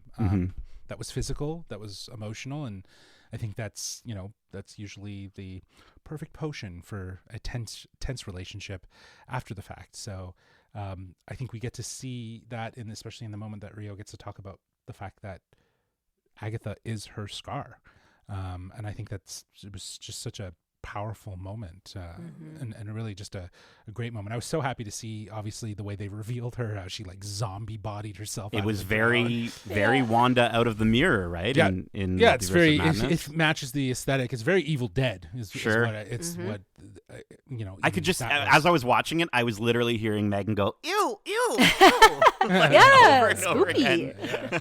But again, we're flip-flopping from Sharon to Rio, a different type of comedy, and something that I think is going to fit a lot more, because there's a big question mark around her character and who she is. And obviously, again, we got a lot here in terms of understanding a little bit more about her in the sense of what her motives are. And, again, if that's really her true tendon, if she's really just out there for just one witch, which is Agatha. But yeah, the vibes between the two of them were palpable. Yeah, oh my gosh! And the way they were when they were dressed, and when she just goes up to her and goes, "Boo," I'm yeah. like, "Oh, I was like, wow, that's something else. That's not the kind of boo that spooks you. That's No, the kind that's of boo that gets you going, right? So your spirits moving for sure. Gets your spirits moving for sure. And I think that what's really nice is obviously they're not just doing this for the sake of doing it. There's a purpose to it, and we still have yet to have that revealed. But to know that there was a relationship and that there was a history there, I'm really excited to see where that's, how that ended up being a thing, and how they ended up getting to this point of where they hate each other, because she wasn't happy to see at the beginning of this episode. She wasn't happy to see Rio show up out of the dirt, right? And I think it's show up out of the dirt, and I think by the end of it, she's almost welcomed by it, and she appreciates it. The other thing I just want to call out too is, like, we're talking about the acting. Agatha couldn't give two hells about friggin' Sharon's death, but to see the sort of emotional range that suddenly Agatha taps into, or that Catherine Hahn taps into, when potentially Teen might be the next one to die, was incredible. And it does really, again, highlight this idea of what Rio says, is that it's not your son, right? Even though you might care about him and want the most and to protect him like he is your son, he is not your son.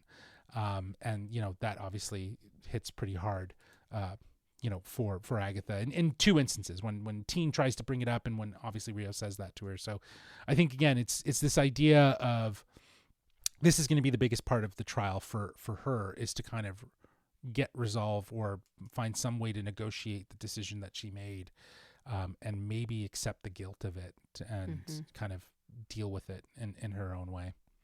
Yeah, I think the Green Witch was terrifying. I don't know how to feel. Do I hate her or do I want her phone number? We love that we hate her, or vice versa. Absolutely. I want to shout out the cinematography in this episode. Clearly they're going back to the 70s, but kind of continuing adapting from WandaVision, where it was very much sort of filming in a certain style.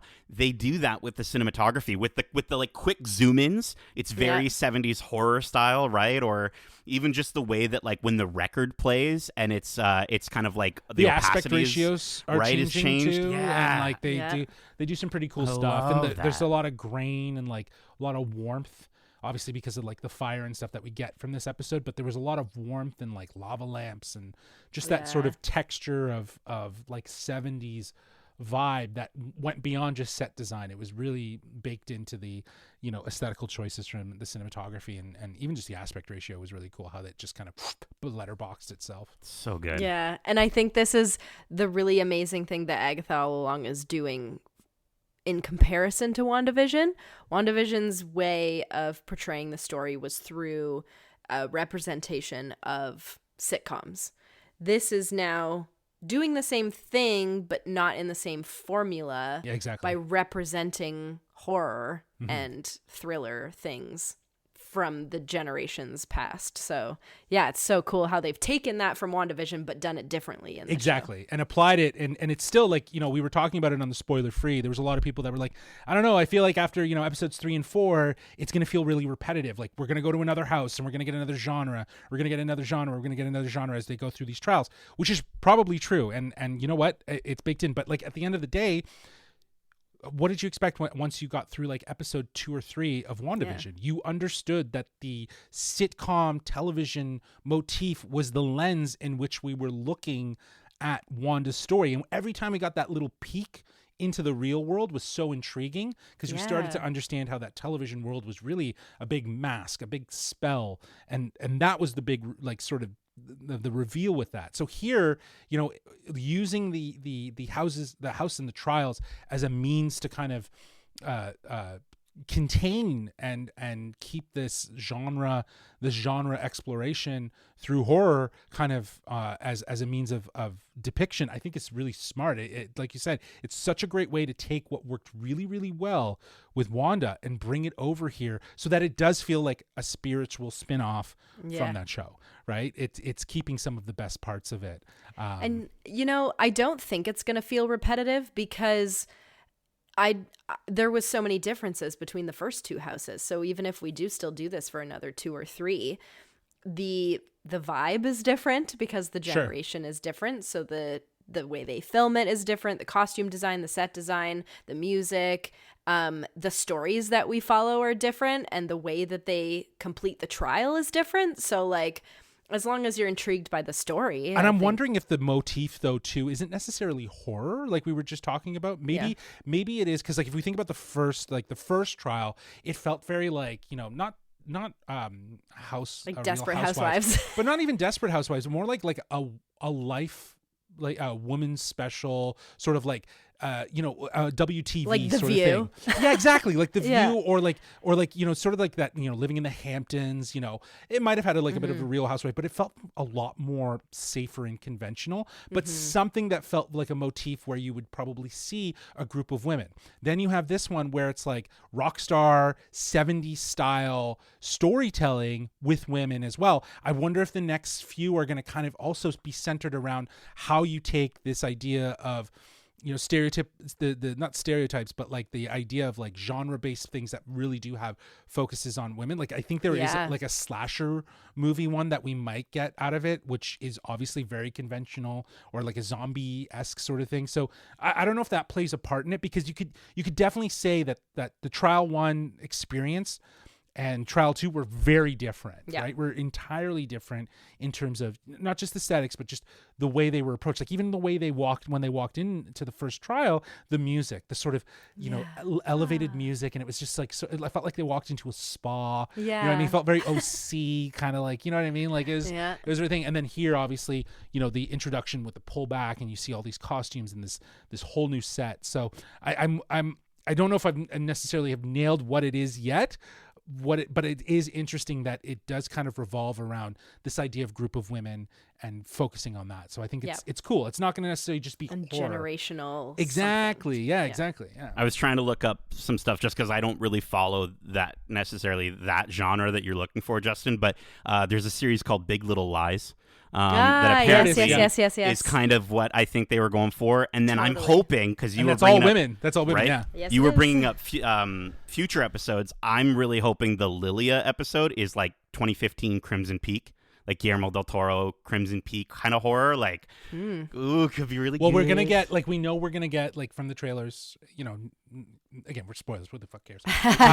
We're going to get a Wizard of Oz motif. Yeah. Green Witch. There's Green Witch. Yeah. And we are going to get, like, I there is, like, a lot of footage of, like, or even behind the scenes of them dressed up in 80s garb. So we're going to get an 80s slasher zombie motif, because I think there's even one where there was clips of Agatha like being a zombie crawling on the ceiling, right? So like they're going to go through the gamut, and I could see that being like a sort of like one of those camp stories. You know what I mean? Like totally. when they're in a camp lodge together, and they're like, you know, having their summer fun. You know, Cabin in the Woods kind of deal. Cabin in the Woods. Thank you. Yeah. Thank you for filling that in. So yeah, the Cabin in the Woods sort of vibe I think is going to work. And again, these are all sort of like motifs that you would see groups of girls together and women together, kind of having their stories explored. So you know, Big Little Lies is definitely a story about women, and I just love that. I love that they're finding ways to kind of do that, because you know, like we were saying with Wanda, it was so conventional to look at like the genre of television and use that as like sort of the landscape and lens in which we tell that story. Here it doesn't feel as so broad, like or you know, it's more attentive to the characters and the idea of the trials that they're in, and I'm interested. I think it's going to be cool. Okay. Teen. We're here, we're at episode 4. Let's give our thoughts. Is Teen Agatha's son or not? And Megan, I'm going to start with you. I don't think so. Okay. I'm still unsure. Yeah. We haven't had, aside from Rio saying he's not yours, Right. that would be our only confirmation. Mm-hmm. But who knows what Rio's trying to do to Agatha. I'm going to leave it to talk about at the end. Sure. Yeah, if you have something bigger to say. Okay. Yeah. Justin? I don't think he is. I think it's way too obvious. I think it's like, at this point, because it's been such a topic, like it's not how we know the show. It's not going to just kind of fall into what what people might think, right? I think again, all of these red herrings of she gave up her son. It's a boy. They have the same hair color. It could be the same age. It could be another an agent of Mephisto, whatever. I think it's all just red herrings to say like you try to get you on that path. I do not think that he is her son. I think that's far too easy. If they fall into that, I would be really surprised. But I like this idea that again, it's really about Agatha's journey with Teen that is allowing her to negotiate and understand her own choice for what she did with her son. And I think that's the importance. If you give it to her and say that that's her son, I think that's just going to be, I think that's too easy. I think her son is going to maybe make an appearance at some point towards the end, but I think he's the villain, if anything, if that's it. And I think there's something really interesting. If this is Billy Wiccan, that the person that you fought, like sorry, let me get this thought. Billy is being mentored by the person that fought his mother, that was the antagonist to his mother. Yeah. Right? Like there's something really interesting and poetic with that way of approaching that storytelling. And he studied her and he knows everything about her. And he's exactly. obsessed with her. Right. And like all of these things. Right. So, and like whether he knew it or not, right. Whether he knew that again, we don't know if this is this universe or another universe, but like wherever he's from and however he knows who Agatha is, it's probably by an extension of his mother. And if his mother is Wanda, then she might have a window into why she sent him to this timeline to maybe protect him from something. I don't know. I'm getting a little too rumor mill there. That's all good. But I think at the end of the day, to answer your question, no, he is not Nicholas Scratch. I think he is someone else that is outside of that. And really, at the end of the day, the importance of Teen for Agatha is to negotiate and have a relationship with herself and understand the decision she made to sacrifice her son. I think you're both wrong. But you're also right, because I think he both is and isn't her son. Because, there's that line of him saying, like, people can't just be replaced. And Agatha immediately goes, can't they? And, of course, we think that she's, alluding to replacing the Green Witch, replacing Mrs. Hart. But can't they? It's a bit of a throwaway line.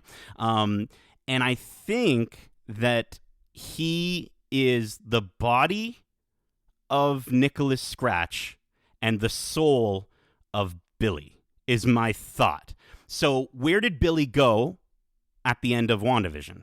We don't know. We know there's a multiversal version, right, of her kids, but that specific Billy, there's a moment in one of the episodes where he says a lot happened to me at 13 as well. Now, I don't think Billy in WandaVision was 13, but who knows in between those time frames. And I also want to call out, like, I think that's going to be part of her trial. I think it is very much going to be like, and I'll get into this with predictions as well, but I think her trial is going to be like, does she trade him? Does she give him up or what have you? And, even in this episode, Lilia says, we all used to hate each other, but now, and then I think the camera kind of cuts away. But I could very much see that being, a little bit of foresight into, obviously, their journey overall. But I want to call out something that I don't think I've seen anyone call out, and I haven't, as I said, we haven't watched the new Rockstars video for this episode. I don't even know if it's out by the time we're recording this. But at the end, in the credits, and this could just be very much like you're saying, Justin, this could just be them debating me and being like, oh, we got him. We got Nate on the train here, on the Billy train. But there is a piece of text in the credits in one of the books that it sort of like flashes over, and it says, Heron Scarum, Cockalorum, the Queen Althorpe, Broom and Grey, with silly Billy Lackaday, turn round 3 times and away. And so to me, here, just seeing that in there as like a little like kind of thing where they're like, we technically showed them, but we didn't, feels like something they might do.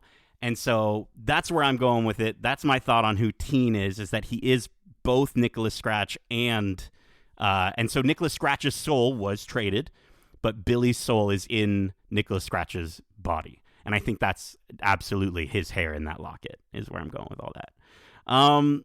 Let's talk about Rio. Rio's plan. She wants some bodies. Do either of you have any ideas around that?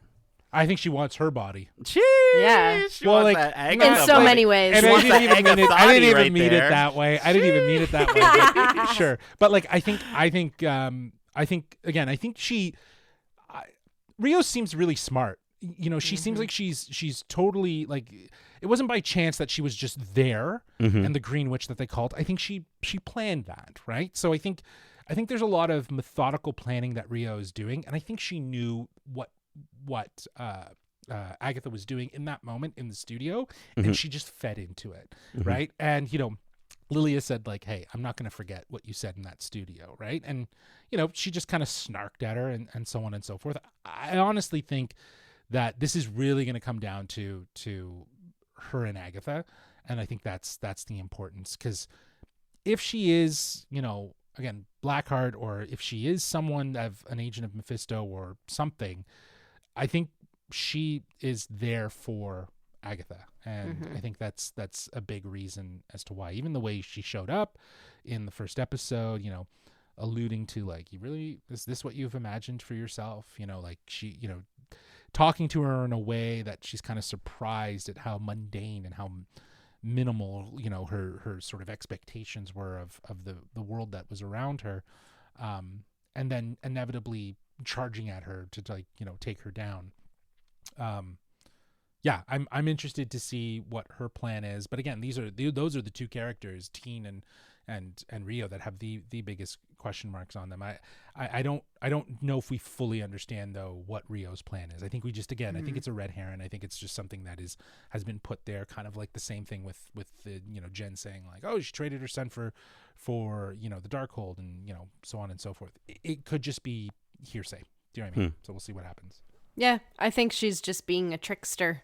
I don't think there's any part of her that's trying to be honest to Agatha. I think she's there to play a game. So I don't know that we'll really know her intentions until the end, to be honest.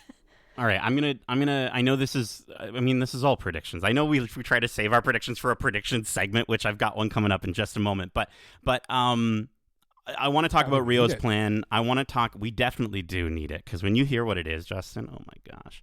I want to just quickly talk about Rio's plan and some stuff that has sort of come out.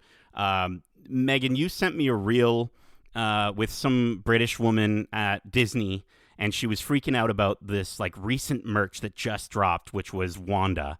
And it you know, it didn't say WandaVision on it necessarily, but it was just like, why are they putting Wanda stuff out? And it's like, well, Wanda's really popular. Maybe that's it.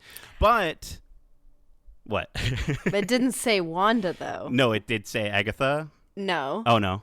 It said the Scarlet Witch. Oh, right. Yeah, because you have to remember, right? Like, that was what the whole show was about, right? Yeah. Like, WandaVision was the show, the lens in which we were looking at. This was a show about Wanda's transition from Wanda Maximoff to the Scarlet Witch, her embracing who she actually is. So the Scarlet Witch is still at play, if you will, right? Right. So, but there was another reel that was sent to me by a guest of maybe a future episode coming soon. Of this very watch club. But in this reel, it was a robot chicken style. I don't know if you saw this. It was a robot chicken style, like, action figure. Marvel put this out on their page, and it's a reality show sort of like parody thing. And like, there's Storm in there, and they're all like saying stuff. Yeah, that's what I'm saying. This was sent to me recently.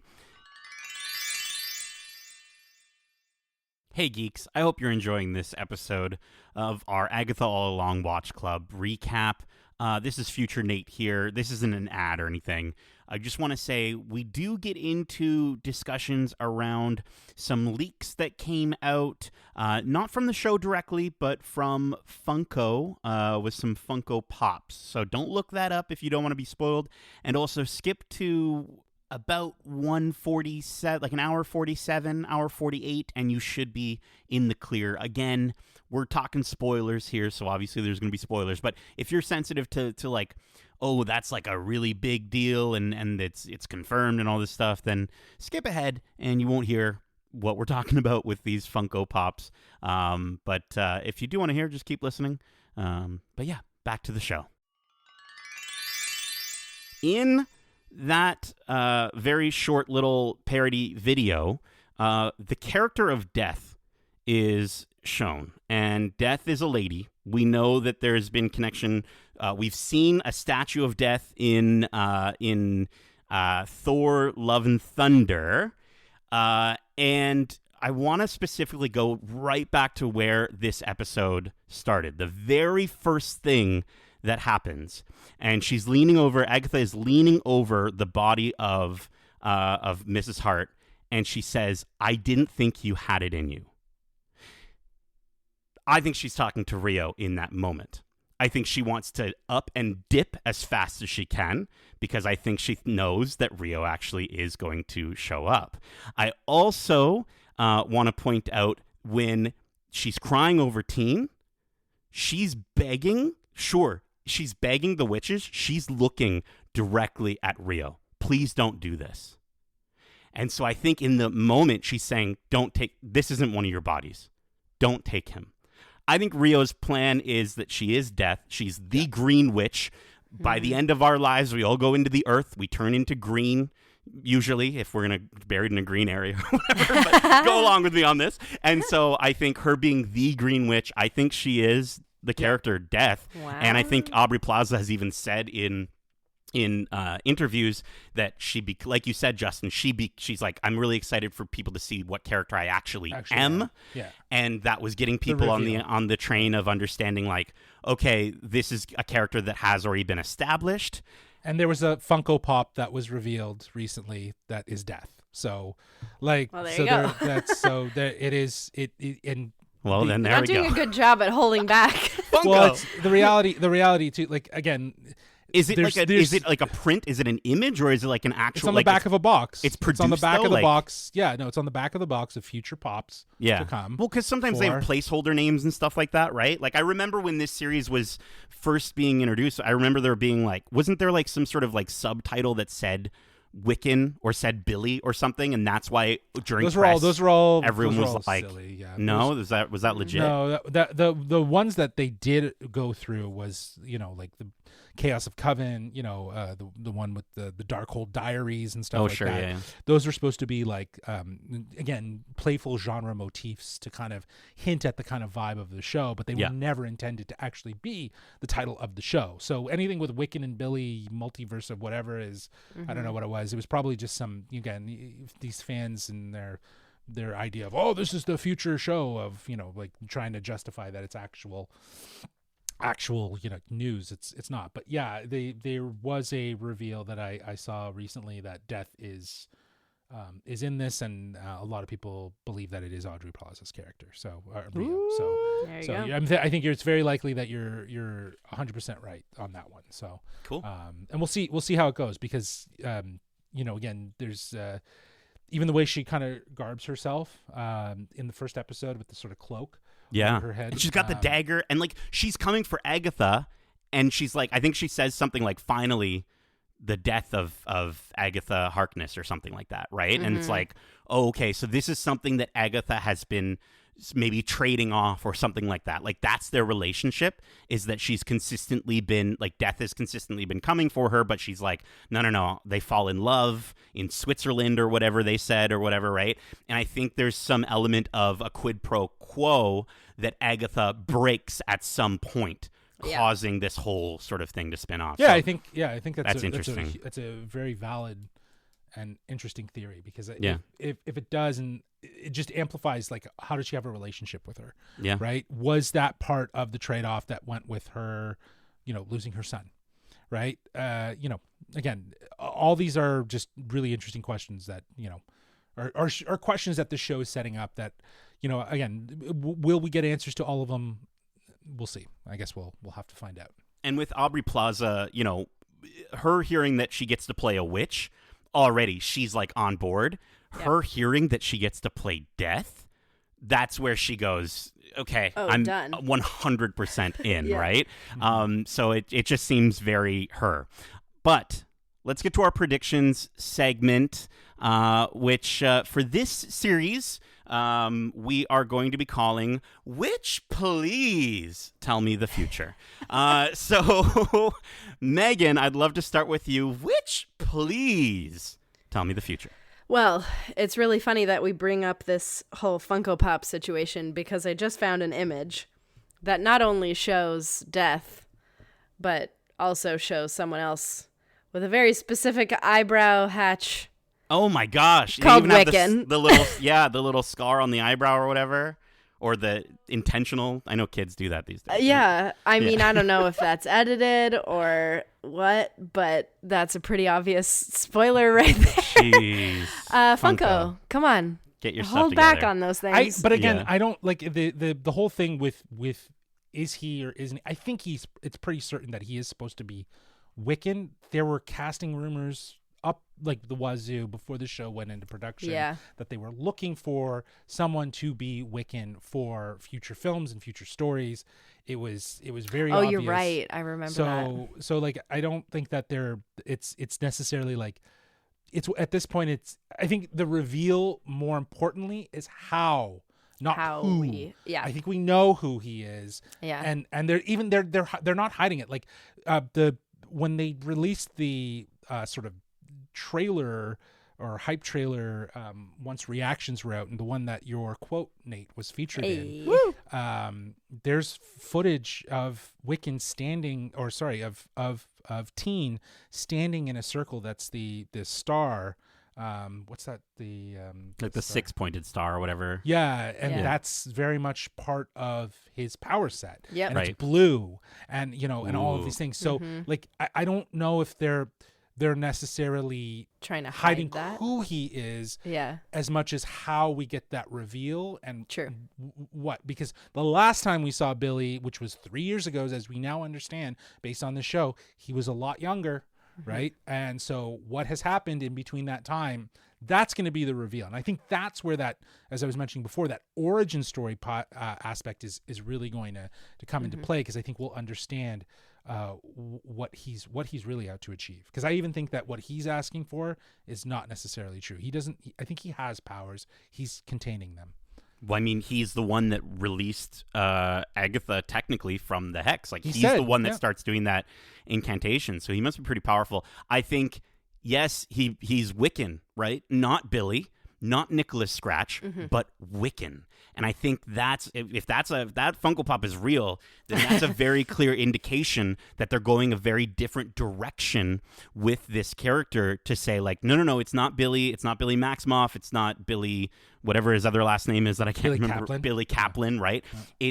It's not Nicholas Scratch. It's a brand new character that's born out of both of them. Well, remember Wiccan. in the comics, and is the W for Wiccan.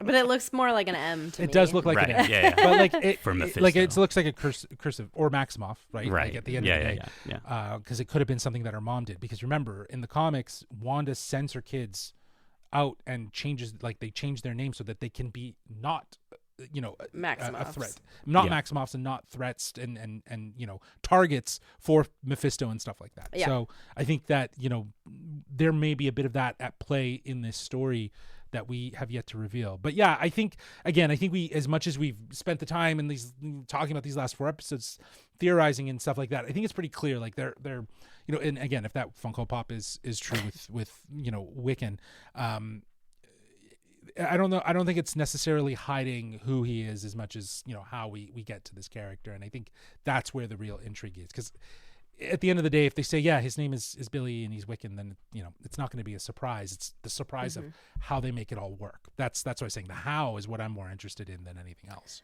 Well, and prediction wise, I'd like to, Which, expand please? on that. Which, please? I believe that, Nate, like you said, I'm sorry, you're going to have to remind me of the name of the writer. Jack Schaefer. Jack Jack Schaefer. Well, she's like the showrunner. Showrunner. That's perfect. Yep. Yeah. Pulling a Dave Filoni, because one of my biggest problems with Multiverse of Madness was Wanda's intentions for using the Darkhold were just to make sure her kids were safe. And I'm wondering if this is the like, okay, we've Wanda was killed destroying the Darkhold. What did that do? How did that affect, like, the ripple effect of that? Did it send Billy's and I forget Speed's name or whatever. Speed. Yeah. Did it send them Tommy? from different multiverses? Yeah. Tommy, thank you. Yeah. Through to the wrong universe because Wanda was jumping multiverses to find her kids again because she lost them in her own universe.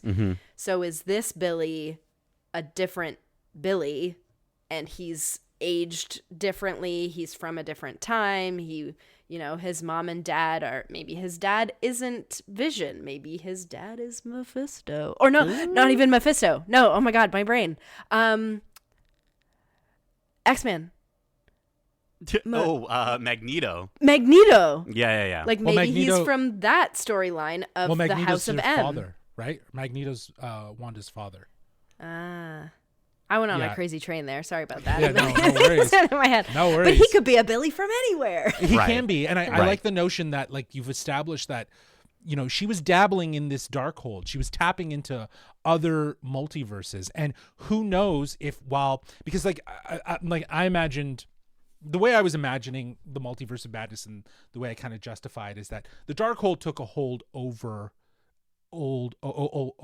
Wanda. She became obsessed with this idea of the life that she had with these kids that didn't actually exist, and she wanted to retain that. And I think while exploring the Darkhold, she tapped in and she knew they existed.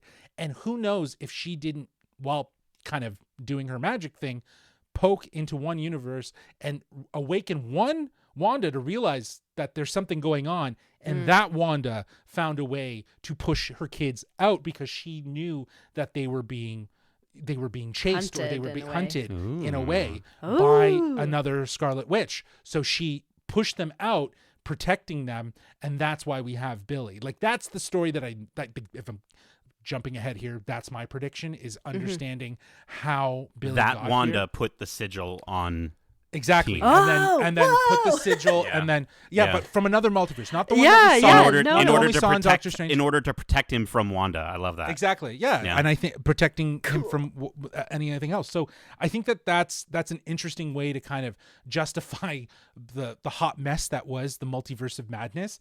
But at the same time, like, as we've said, like, the show did such an WandaVision did such an amazing job at building that character, and then Multiverse of Madness really does drop the ball and really change the motives, and honestly doesn't spend enough time to validate why she went so crazy. She's just crazy, right? Like, she's just crazy from the get-go. And I think, again, I have to, in my mind, think, oh, well, she spent this much time with the Darkhold. She's, it's kind of like, I'm trying to, like the ring of, in Lord of the Rings, as the more you possess it, the more you hold it and you retain it and you let it in, it becomes something else. You become something else. And I think that's very much what the Darkhold did to Wanda, changing her sort of her perspective. So yeah, my prediction is that Billy is from another universe where her mom said, listen, you got to get the fuck out of here, and we just, because there's someone chasing y'all, so let's go, right? And sent them out.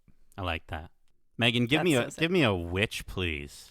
I'm gonna say, we've mentioned it a couple of times, our next episode is going to involve Lilia's divination powers and hopefully give us more insight into her and what she means in the grand scheme of all of this. I think that her unknowingness of saying these little mini prophecies in a way, like she just screams, "Save Agatha!" And you're like, okay. What does that mean? That's a good idea. Yeah. So I'm intrigued to see her, and I hope that that's what we get next. Yeah, maybe she time travels, right? Like maybe we get to see like some time traveling windy stuff, like timey-wimey sort of see the original Coven. I'm also just like, as a final one for me, I'm wondering if we're going to get any more manifestations of Wanda, her connection to the Darkhold, and possibly, Justin, like you said, a different Wanda being connected to Teen. I love Wanda so much, and I want her back. Yeah, and I think the MCU, like Marvel, want her back. Yeah. right? Like I think there's been a lot of talks and a lot of A lot discussions. of talks about Scarlet Witch versus Doctor Doom as well. Right. So Yeah. In the grand scheme of like importance, but you know, I think a lot of people recognize that you know, obviously with the MCU, just because you die doesn't mean you die. You know what I mean? It's like Star Wars. Yeah, exactly. But like also, you know, given her powers and what she can do, and the fact that we haven't even really tapped into mutants, and she's such a crucial part of that. And they were hinting at it in WandaVision, that the reason why she was able to survive whatever the Mind Stone did to her is because of a mutation, right? So like I just think that there's a lot there to explore in regards to that. And now that we know that there's another there's multiverses, it could be one of those things where they find a way to connect those dots. And maybe Teen is that. Maybe after she sends them out, she has to then go find them, right? Like she kind of like saves them and then goes back to get them, kind of thing. And that could be the way that we get another version of Wanda. And I think fans will fire off. So I think we'll definitely get there. I appreciate all your theories, Megan. I was Witch, asking, please. I was asking for a witch, please. Can you guys give me some Nate goodness of predictions? Because I know you got a shit ton there. So let's go. I want to see another Wanda. Different I think this Wanda. series, yes, I think this series will end the same way it began. We love bookends. And I think Agatha traveling down the road. Bookends. I love bookends. Yeah, you love to book your ends. I know, think, for sure. you know, Agatha, we see at the beginning of this series, she's traveling down a road and she meets Wanda, or she meets a Scarlet Witch. And so do we see a different Scarlet Witch? Do we see the multiversal Scarlet Witch like you're saying, Justin? Do we see Natalia Maximoff? Wanda's true mother? Do we learn that her history that we learned in WandaVision, maybe not necessarily her actual family? No. It was a family that she grew up with that she'll see as her family, but does she have a different lineage? And now that we have access to mutants and we have access to Magneto, are we going to find any sort of semblance of a hint towards that kind of storyline? I think it'd be really cool. We've seen in the trailers a moment where Agatha yells to the sky, "I want my prize." And I think that the prize that she's referring to, like we're talking about, is her son. I don't think she actually cares about her powers. I don't think that's, at the end of the day, she wants power, but I think she only wants power if it means getting her son back. And so I think the interesting thing is that kind of like what you were touching on, Justin, how Wanda was using the Darkhold to get a life that she had lost. This is what Agatha is kind of doing in this series. She wants a life that she lost. And the parallel between them both being moms, I also love the idea that if she finds Wanda or Wanda's mom, whatever, at the end of the Witch's Road, think about this, Wanda's mom is no longer able to see. Maybe Wanda's mom was still alive when Wanda died, right? And so maybe Wanda's mom lost her daughter and can't have her back. Wanda lost her kids and can't have them back. And Agatha lost her son and can't have him back. She's a villain at the end of the day. I don't think this ends happily for her. I think this is very much going to turn her into full villain mode. And I think the only level of redemption that we will see is her coven. I think she will feel something by the end of this. They're gonna, like Lilia says, they're all gonna sort of love each other by the end of this. And either Agatha is going to come out as the ultimate villain, maybe sealed in the Darkhold or sealed in a Darkhold that we didn't know existed or what have you. But I think the idea is that Agatha goes full villain mode, but at the same time, there's a little bit of redemption because she saves her coven. She gets them out, and I think Teen is kind of going to be our continuation of Agatha's story. As much as I love Catherine Hahn, and boy howdy, she better be back, and you know, Aubrey Plaza better be back, and a lot of the, but I do think that when we're looking at the scope and tradition of what these Marvel movies have been doing, it's setting up the next generation. right? It's your young Avengers. It's your whatever that little girl was for Guardians of the Galaxy. It's Love for Thor, right? It's so who is the next person to kind of maybe replace both Wanda and Agatha to a certain degree? I'm not saying those characters don't come back, but to a certain degree, it's teen. And so I think that's my biggest prediction going forward is that it's going to be, at the end of the day, this story of, like we're saying, those parallels. You can't have your old life back as much as you might try to fight for it. And I think that's where I'm going with that, if that makes sense.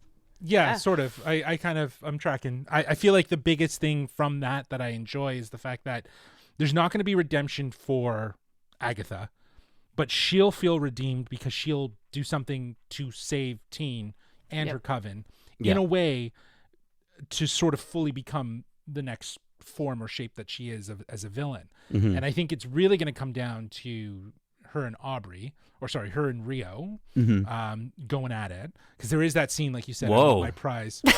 Oh, you mean fighting? Okay. Yeah, sorry. okay. Yeah, just get your mind out of the gutter, okay? But I think that, like, that scene that you called out where I want my prize, that's, cut to another scene where we see Rio towering over Agatha, right? Like she's massive. So I think Giant Rio. So it's like, I think that there's going to be a big action sequence between the two of them, and her coven and Teen are going to fall victim, or come in the path of that, and she's going to sacrifice something for herself. I love the idea of those seeing Wanda at the end of this. I think it would be a great cliffhanger. Yeah, going back to this that idea of like not seeing Mephisto. If you're gonna show him, it should show up there. If anything, at the end of this, and maybe it's some sort of cliffhanger. So, but again, if it's like if giving Elizabeth Olsen was too much, for this series, I think the idea of it being a Scarlet Witch at the end of the day, right? Like another Scarlet Witch. It might not be her. It might not be her mom. It might be a different actor playing the Scarlet Witch, but it's a multiversal version of the Scarlet Witch. I still think it hits home though, right? Because of the history. But think about this too. They didn't flip her over, and I'm almost wondering if like maybe we do get, or they did flip her over, but we didn't see it. Maybe we get to see the face of whoever that person is in this moment, right? They kind of show us, reveal that's true. I wonder though too if, again, like, when Jack Schaefer was asked about that, they wanted to ensure that it wasn't about her. Right. It wasn't about her. Right. And even when you get to the end of this road, you've gone through this journey. Where does it bring her? Back to where she sort of started. Right. Right. With Wanda. So it might make sense to bring her in at the end versus the beginning. And I think, again, that whole idea of the mystery and the illusion without showing her and giving the audience this idea of who it is really interesting. But I like that take. I like the idea that maybe it could be that's why we didn't see her, because it is going to be a different version of the character. Because when Jack Schaefer was asked about that, it was kind of like she kind of like didn't know how to answer that question at first. So she said like she had to look at her PR agent or whatever. Yeah, like I'm looking at this is the first time I have to look at my publicist to like see what I can say and not say. So it's like, there might be intent to why that happened, but I don't know. Like, can you imagine? Like, I don't know how much that's going to pop off versus seeing Elizabeth Olsen. Right. Like if you see Elizabeth Olsen, people are going to go, "Holy!" The whole internet scream. Yeah, I will scream. Yeah, and the show, and the show will have gone from like being like, "Oh, it's I don't know, it's okay," to like the best fucking thing ever because they just reintroduced another version of the Scarlet Witch. You know what I mean? So I don't know. Interesting. There's reason for both to work in my opinion. I like that though. I really do. Yep. Cool. Any other final thoughts before we wrap up this very long watch club? But I mean, it's a 4 watch episode club. in two It's a hours. recap. Not bad. You know what? Yeah, pretty come good. on. Let's go. Let's just send us home, and we'll do this all over again next week. Yeah. I mean, as a final thought, I will just say one of the very few comic books I've actually read is a Wanda or a Scarlet Witch comic book where Agatha is almost her like mentor. Her mentor, yeah. And she's a ghost. So she'd be dead. So it would be very interesting if, like you said, Nate, this is not a happy ending for Agatha, and it is, in fact, the ending of Agatha as we know her, and she becomes a different kind of differently. Yeah. That would be a really amazing connection. Because again, like to your point, Nate, we don't need to do a second season of Agatha. I don't think. Right? I think it's actually labeled as a mini series, so I don't think it would. And I think isn't it Vision like they're talking about Vision Quest being the third miniseries in the trilogy of miniseries kind of idea? Yeah, with the idea of the WandaVision thing. So again, like if you're gonna go down that route too with Vision Quest, it only makes sense to start sprinkling in and bringing in Wanda. So who knows? It could very much lead. This could lead to her resurrection. In my opinion. So. Yeah. Imagine that's what she asks for at the end, to resurrect the Scarlet Witch. That'd be pretty nuts. I mean, listen, like we're saying this now, and then like a year or a year and a half or however long it takes before Vision Quest comes out. When Vision Quest is out, Vision Quest Watch Club will all be like, but do we see Wanda? Like, is it? You know what I mean? Like, they're gonna hold it off. It's not Mephisto anymore. No, it's for Wanda. so long. But that is it for this week's Watch Club recap for Agatha All Along. We hope you enjoyed it, and if you did, make sure to subscribe to us wherever you like to listen to podcasts, if you haven't already. And if you want to write into the show with your thoughts or predictions on the shows we cover in Watch Club, well, let me just pull Megan out of this hex that she's been living in for the last 3 years to let you know what spell you can cast to reach us. You can reach us at wearegeekcentric@gmail.com. That's wearegeekcentric@gmail.com. Or if you'd like to find us on other platforms, you can find us on Instagram at wearegeekcentric, on the app formerly known as Twitter at geekcentricyt. Yeah. And I think we also have a TikTok, but I don't know what that one's called. That's also at We Are Geekcentric as well. Hey! Come and find us. Find us like you're trying to find Mephisto. Oh, yeah. If you want to join us on our Witches Road as well, we have a link to our Discord. We're going to be opening up a room that we can talk about all of these wonderful predictions and theories, so please share them with us. I said that it was very, I thought that was kind of witchy. Keep in mind, we have a ton of other great episodes covering the latest in movies, TV shows, and more, including our recent spoiler-free reviews for The Wild Robot, Transformers 1, Marvel Television's Agatha All Along, HBO's The Penguin, Only Murders in the Building, Season 4, Episodes 1 to 7. We also have our D23 episode where we talk about and discuss our experience at D23, the ultimate fan event, where we actually saw Agatha and her whole coven performing live on stage. We've got a clip of that on our social, on our Instagram, so definitely go check that out. Plus, we have a ton of other interviews from over the summer. The one you might care to check out most, though, is our interviews with Agatha herself, Catherine Hahn, as well as Joe Locke, who plays Teen, and showrunner, director, and executive producer Jack Schaefer. We talked about the music in the series, how the series stays fresh while maintaining the tone of WandaVision, and we asked Catherine and Joe who they'd want to see their characters team up with for a Marvel Broadway musical. And I will say, I think Joe's answer, come on, bro.